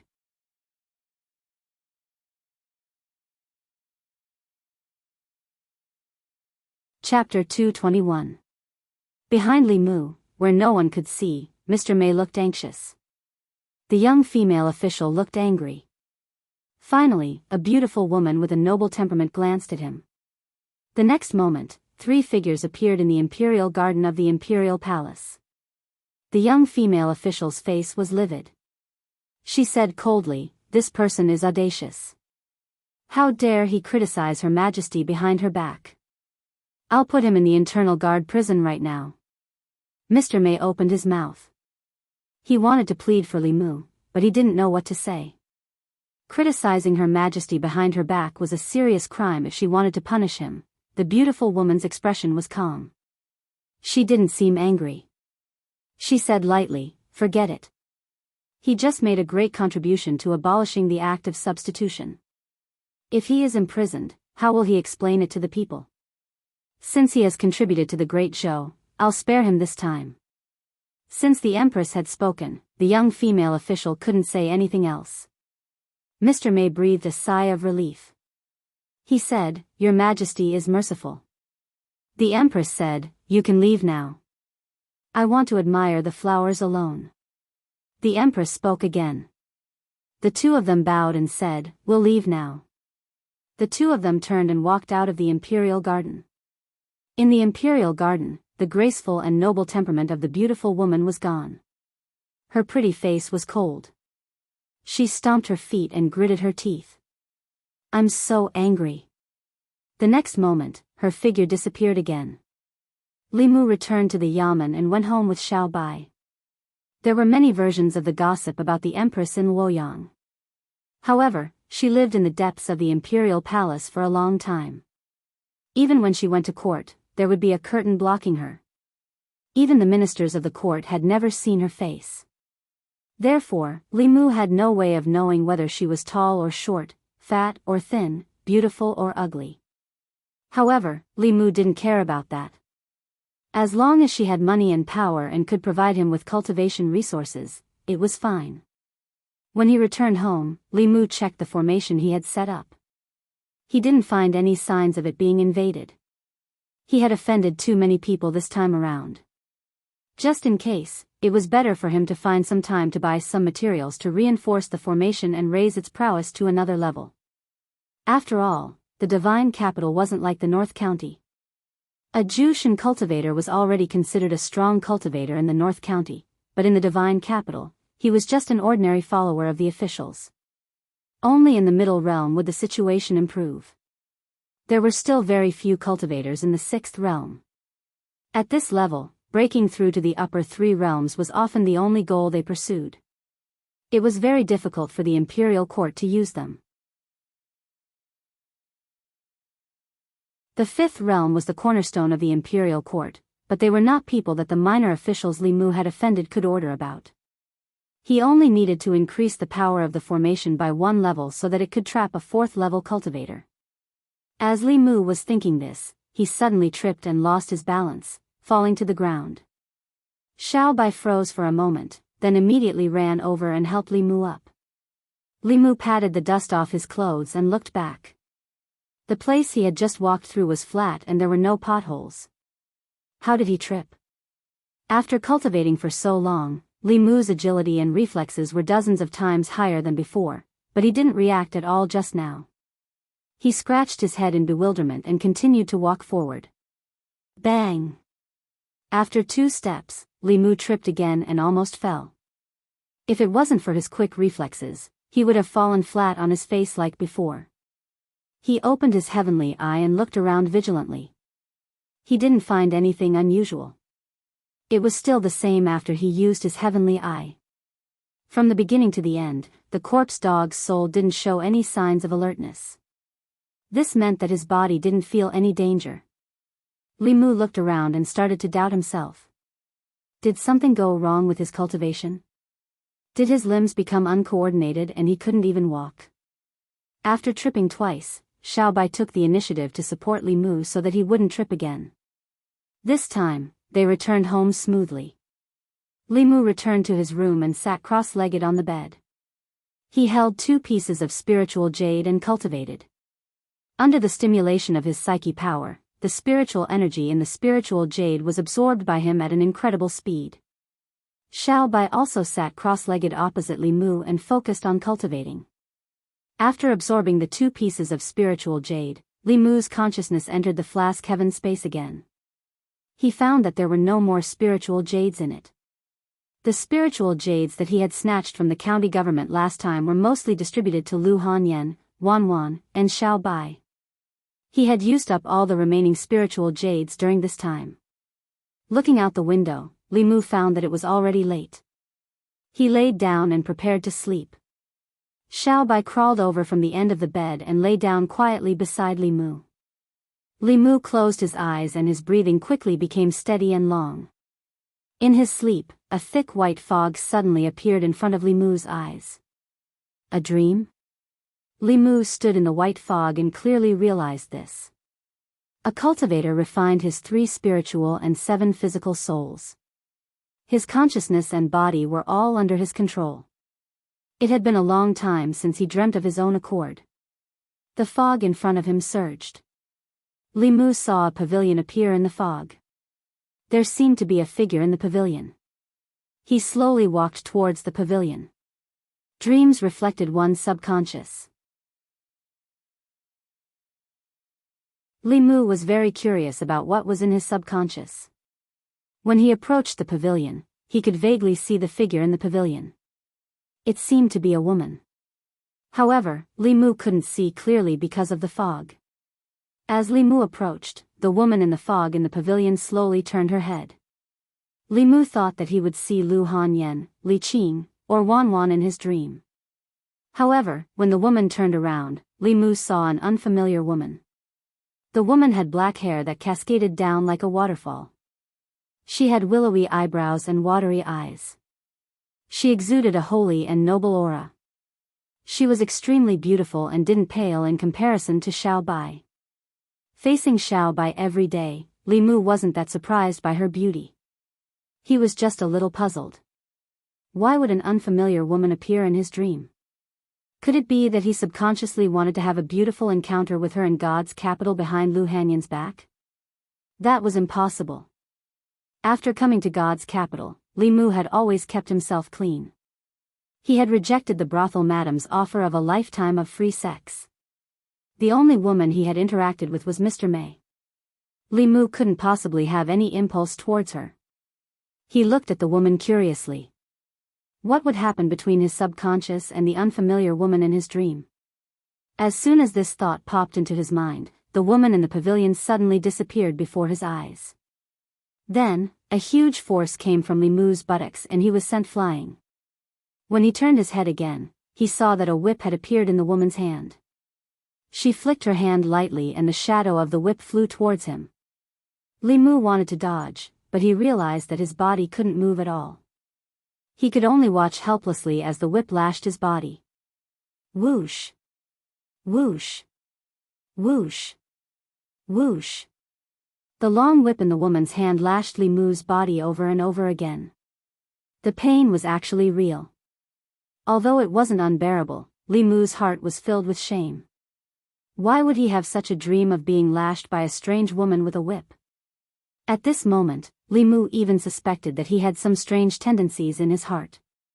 In the dream, the woman waved the whip angrily, causing a few more whip shadows to appear. In the room, Li Mu suddenly jumped up from the bed. He opened his eyes and panted heavily. Xiao Bai crawled up and looked at him worriedly.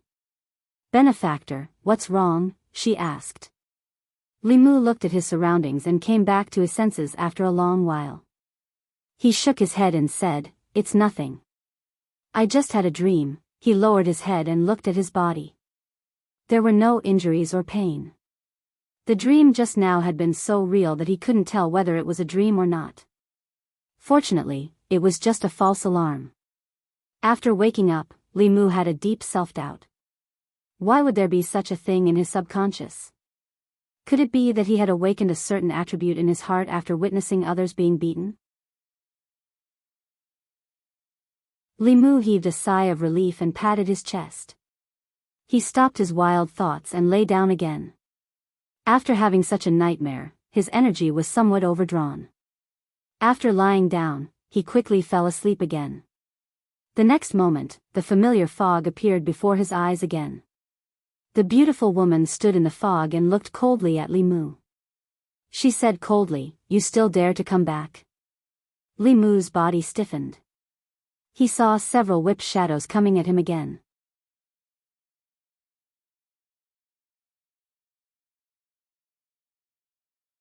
Chapter 222. As soon as he closed his eyes, he saw the familiar woman and the familiar shadow of the whip again. Li Mu was dumbfounded. How could one continue to dream? He seriously suspected that something had gone wrong with his cultivation and that he had encountered a nightmare or inner demon.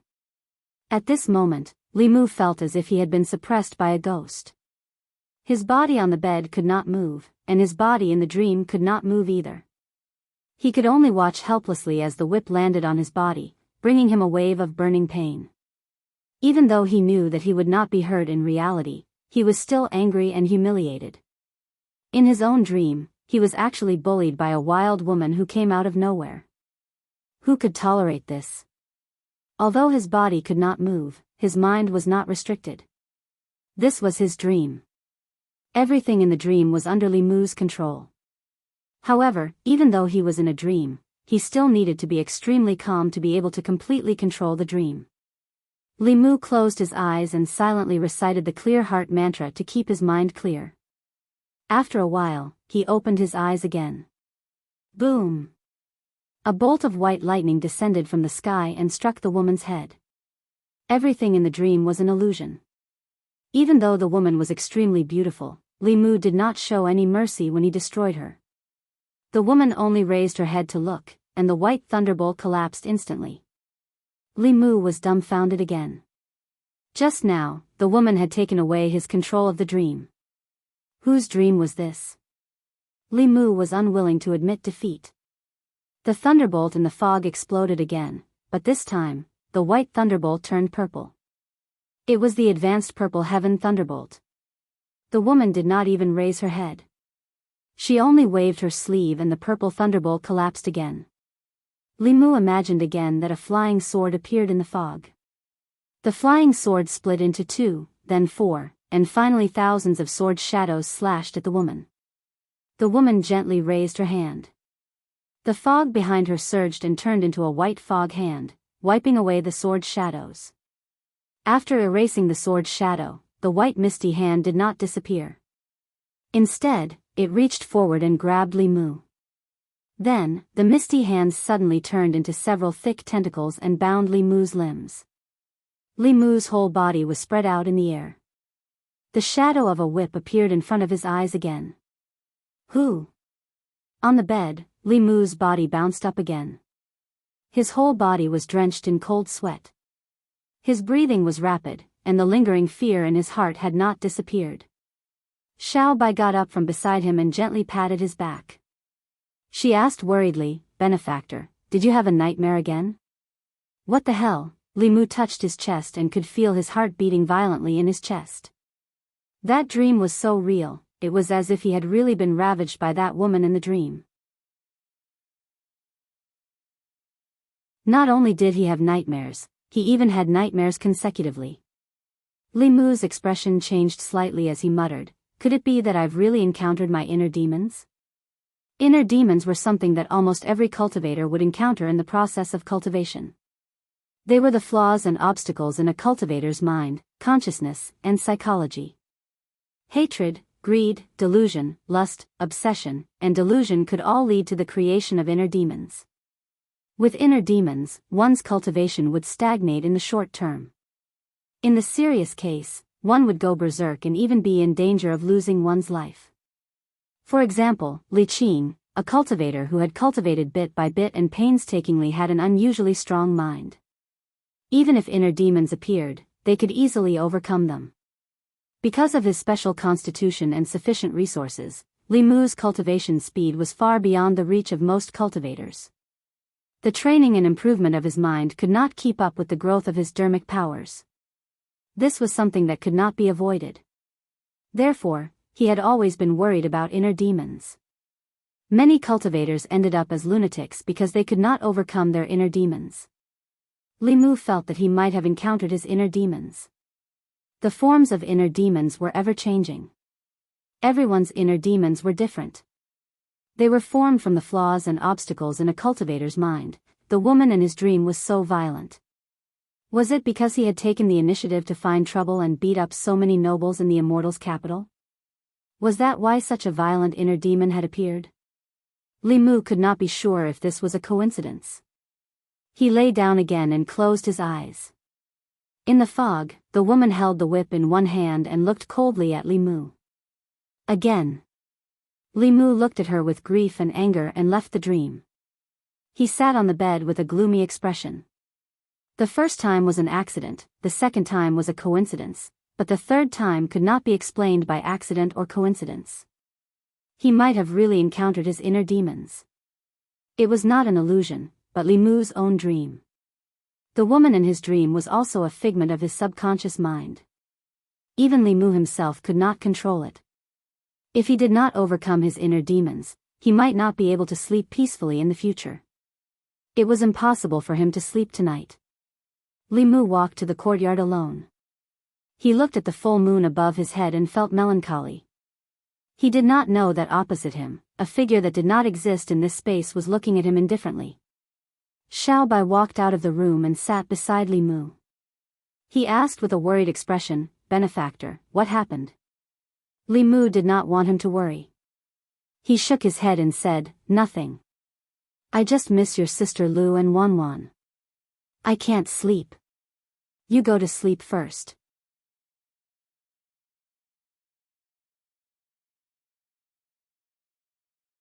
You have to protect the emperor, Li Mu thought about it.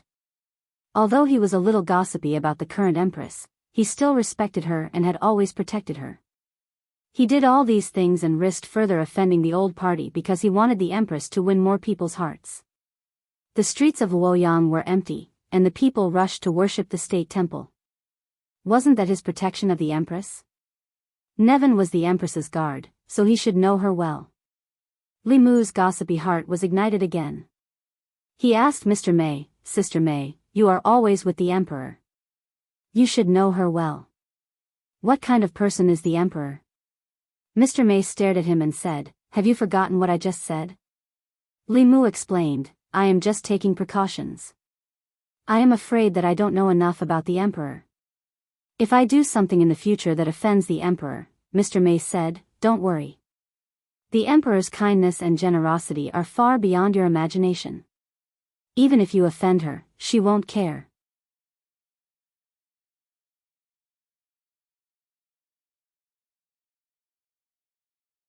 Chapter 223. Li Mu had no doubt that the Empress was benevolent. Although she hadn't been on the throne for long, she had always been benevolent when she was on the throne. She would often consider the people's feelings. In the case of the evil spirit in Ruyang County, the county magistrate's family had been slaughtered. She didn't follow the usual rules, but followed the people's wishes and pardoned Xiao Yu. However, Li Mu didn't really believe that she was magnanimous. Women were creatures that held grudges. This had nothing to do with their identity, personality, or position. Lu Hanyan wouldn't sleep with Li Mu that day because he said the wrong thing. Li Qin would also find a random reason to make Zhang Shan patrol the streets for 3 days because of his blabbering. The Empress had a high position and power, but she was only 28 years old. Although women at this age could be considered mature, their hearts often hadn't changed from that of a young girl. On the other hand, young girls were fickle and calculative. They were often not magnanimous. Of course, whether or not the Empress was magnanimous didn't have much to do with Li Mu. He was a firm supporter of the Empress. He would only protect her and wouldn't take the initiative to offend her. Mr. May and Li Mu had a strange conversation and then left the government office. Li Mu was confused. He felt that there was a hidden meaning in her words, but he couldn't figure out what exactly she meant. Li Mu stopped guessing. In order to confirm whether or not what happened last night was an accident, he forced himself to sleep again. He tried countless times in the morning, but that woman didn't appear even once. Li Mu finally felt relieved. Until now, the cultivation world only knew a little about inner demons. Some people's inner demons didn't take form. It was just a kind of emotion. This kind of emotion would make people unable to calm down and hinder cultivation. This was the lowest level of inner demons. High-level inner demons could affect the owner's personality and even spiritual wisdom. Some cultivators with weak wills would be invaded by inner demons and lose their spiritual wisdom. They would completely fall into the demonic path. High-level inner demons could even manifest another personality and fight with the cultivator for control of the body. Li Mu was worried that he would encounter such inner demons. However, it was strange that the inner demon formed in his subconscious was a woman and had such a special fetish. In his dream, that woman was terrifyingly powerful. Li Mu couldn't defeat her at all. Fortunately, she didn't appear after last night. Li Mu planned to observe her for a few more days. If she didn't appear in the next few days, it would mean that last night was just a coincidence. 3 days later, in the morning, Li Mu was holding on to Xiao Bai. Stroking Whitey's smooth fur, Li Mu's heart was completely at ease. In these 3 days, the woman in his dream didn't appear. Once an inner demon was born, it would be uncontrollable. After 3 days of peace, it was almost certain that the series of dreams that night were not because of an inner demon. Although Li Mu didn't know the specific reason, as long as it wasn't because of his inner demons, everything was fine. He came to the county yamen in high spirits. Zhang Chun looked at him in surprise and asked, "What happy event did you encounter? Why are you so happy?" Li Mu said, "I slept well, so of course I'm in good spirits." Zhang Chun nodded and said, "That's right. It's more comfortable to sleep in a big house. If you have time, come to my house for tea." Li Mu waved his hand and said, "Next time when I have the chance." Hearing him mention a big house, Li Mu's heart began to ache again. This was a classic example of someone who took advantage of others but didn't want to admit it. Commandant Zhang, no, it should be Prefect Zhang now, was flushed with success these days. He had been promoted and moved. Most importantly, all of this should have been Li Mu's. He had very well taken revenge for the suffering and exhaustion he had suffered that day. In the end, Li Mu enjoyed the fruits of his labor. Li Mu didn't want to see Zhang Chun. He walked into a room and asked Wang Wu, "How has Wei Peng been in prison these days? Did he cause any trouble?" Today was the last day Wei Peng was released from prison. Li Mu had been worried about his empress and had almost forgotten about him. No. Wang Wu shook his head and said, "He's been reading books in prison." Li Mu was surprised and asked, "Reading books? What books?" Wang Wu said, after he went in, he had Yang Xiu give him a copy of The Laws of Great Zhou. These days, other than eating and sleeping, he's been reading books. One wasn't afraid of hooligans being bold or cultured. One was afraid of hooligans being bold, cultured, and understanding of the law. After Wei Peng had suffered a few losses at Li Mu's hands, he seemed to have learned his lesson and decided to use the law to defeat the law. If he really was familiar with the laws of Great Zhou, perhaps he really could cause some trouble for Li Mu.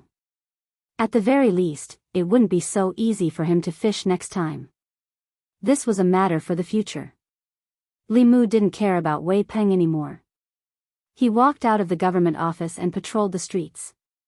As a constable, patrolling wasn't Li Mu's responsibility. However, for the sake of psychokinesis, he would do such a small thing himself.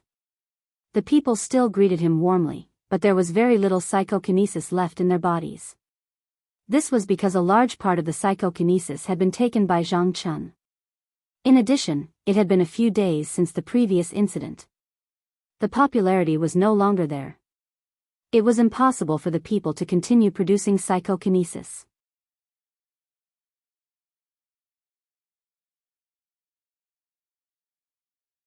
He cursed, "Bastard, you, Zhou, Minister Zhou." When he saw the person on the horse clearly, he trembled and immediately said, "We still have important matters to attend to. Goodbye." After saying that, they quickly slipped out of the crowd and disappeared. When the crowd saw this, their faces darkened and they shook their heads. Although the Ministry of Justice was not on the same side as the Zhou family, even they did not dare to offend the Zhou family. The two middle-aged men had already dismounted from their horses. Their faces were ugly.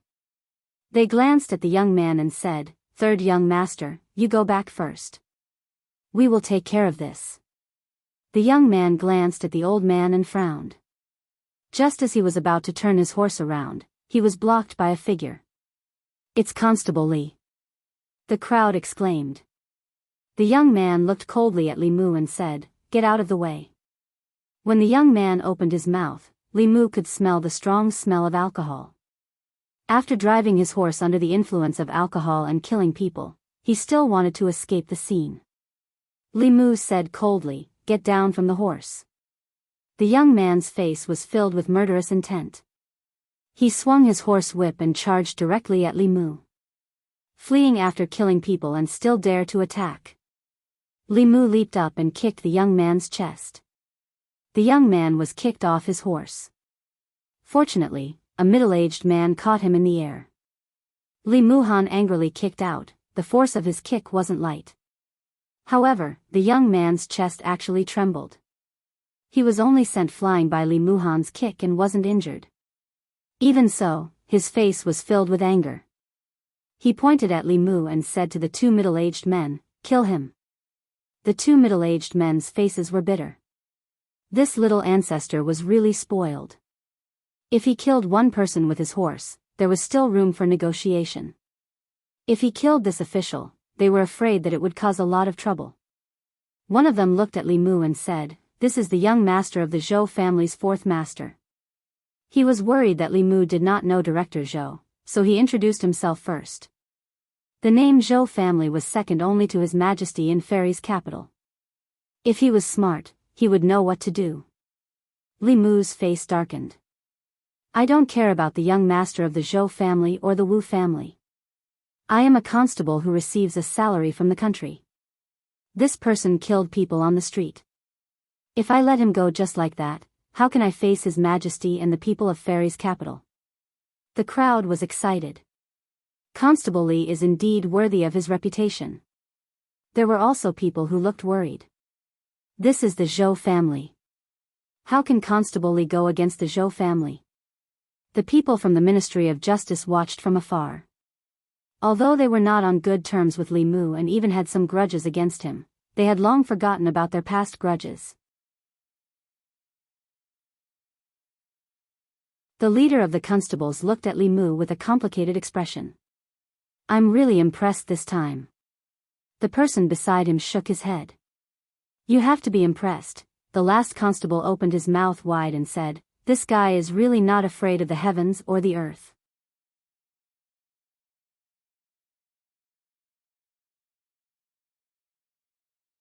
Chapter 224. Seeing that the constable did not back down even after hearing about the Zhou family, the Transcendent Realm cultivator looked at the other person and said, I'll stop him. You take the young master back first. Of course, the Zhou family's disciples could not be taken away like this. This was their duty as guards. Once they reached the Zhou family, everything that happened would be shouldered by the Zhou family. It would have nothing to do with them. Anger rose in Li Mu's heart. It was one thing to ride a horse on the streets. People like Wei Peng, Yang Xiu, and Zhu Tsong were just a little arrogant and liked to bully people with their power. The people suffered some losses and did not dare to speak out. But this person from the Zhou family was different. He rode a horse while drunk and killed people on the streets. Not only did he not feel any remorse, he became even more arrogant. A fresh human life was nothing in his eyes. The two Transcendent Realm cultivators clearly did not care about this human life either. Li Mu looked at them and said coldly, killing, fleeing, resisting arrest. According to the laws of Great Zhou, you can be executed on the spot as a warning to others. The middle-aged man was a Transcendent Realm cultivator. He stood in front of the Transcendent Realm cultivator and said with a smile, you can try. Li Mu looked at him and asked, are the lives of people so cheap in your eyes? The middle-aged man shook his head and said, I cannot let you take the young master away. This is my duty. Li Mu looked at him coldly and said, sorry, this is also my duty. I am arresting the murderer according to the law. Those who stop me will be punished as well. As he finished speaking, a sword light slashed towards the middle-aged man's head. Swoosh! The middle-aged man pulled out the long knife at his waist and blocked it. Clang! After the sound of metal clashing, the long knife in his hand broke in two and fell to the ground with a clang. At the same time, one of his arms fell to the ground. With Li Mu's current cultivation, using Bai Yi as a regular weapon was actually not enough. After all, Bai Yi was only in the Xian class. Its greatest use was Madame Chu, who could provide Li Mu with level 4 mana. If he used Bai Yi alone against level 4 cultivators, this sword would instead weaken the power he could unleash. Therefore, when he swung his sword down, he sent Bai Yi into the flask heaven ring and replaced it with the Qingxian sword. An ordinary sword strike had broken the middle-aged man's saber and severed his arm. His mystic-ranked high-grade weapon was broken into two, and at the same time, his arm was broken as well. The middle-aged man stared blankly for a moment, then his complexion greatly changed. He hurriedly used his other hand to take out a piece of fulu and stuck it on the severed arm. Only then did he manage to stop the madly gushing blood.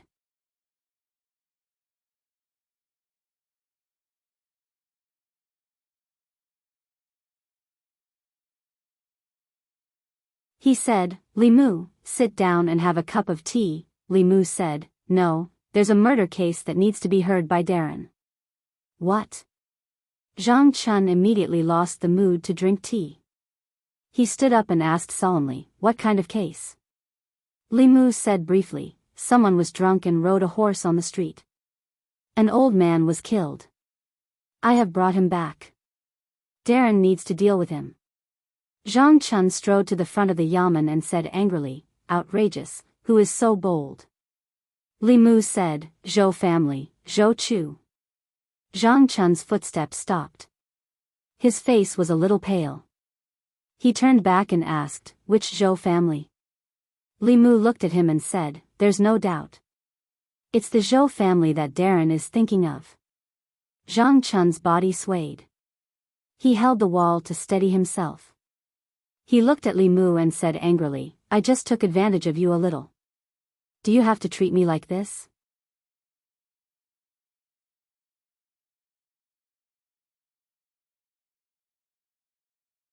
Chapter 225. Zhang Chun looked at Li Mu and felt like he had nothing to live for. He had just offended some of the officials in the old party and was even labeled as a member of the new party. In the blink of an eye, Li Mu had captured the Zhou family members. The Zhou family was the core of the new party. All the officials in the new party had to rely on the Zhou family for survival. Now, in the vast Luoyang, there was no place for Zhang Chun in the old party or the new party. He knew that the residence given to him by His Majesty was not for nothing. What he owed now, he would have to pay it back one day. But Zhang Chun did not expect this day to come so soon. Jianghu County magistrates were furious. Li Mu also felt wronged. That was a human life, a living human life. Even if he wasn't a bailiff and didn't have this responsibility on his shoulders, as a mere human, he couldn't just watch as Zhou Chu arrogantly left after committing murder. But as a constable, he was only responsible for arresting people. After he was arrested, Lord Zhang would have to take the blame. This seemed unfair to him. Should he ask His Majesty to transfer him to the Ministry of Justice through Mr. Mei? Li Mu was thinking about the feasibility of this idea. Zhang Chun's eyes suddenly lit up. He said, "Wait, I am now the Minister of Luoyang. You can go to the Commandant of Luoyang to solve the case." Li Mu shook his head and reminded him, although His Majesty promoted you, he did not appoint you as the Commandant of Luoyang. You are still in charge of all matters in the Luoyang Yamen. Zhang Chun was stunned. If that's the case, this official's promotion was for nothing? Li Mu nodded. You can see it that way. The light in Zhang Chun's eyes dimmed again. He covered his face with both hands and said angrily, "What a sin." After a while, he removed his hands from his face. His eyes changed from hesitation to determination. He seemed to have made a decision. Yang Xiu, Zhu Tsong, and the others were still at the entrance of the yamen. Zhu Tsong stood outside and looked inside. He asked, "What do you think they will do?" Yang Xiu shook his head and said, "I don't know either. But according to the law, if a horse kills someone, he should pay with his life." Wei Peng glanced at him and said disdainfully, "You're the son of the director of the Ministry of Justice. There are many different situations when a horse hits someone. It's impossible to generalize." "What do you mean?" Zhu Tsong asked. Wei Peng thought for a moment and said, "There are several situations when a horse runs into someone and causes death. If you didn't break the law and ride a horse on the official road and someone rushes out from the side and is killed by the horse, the responsibility is on him.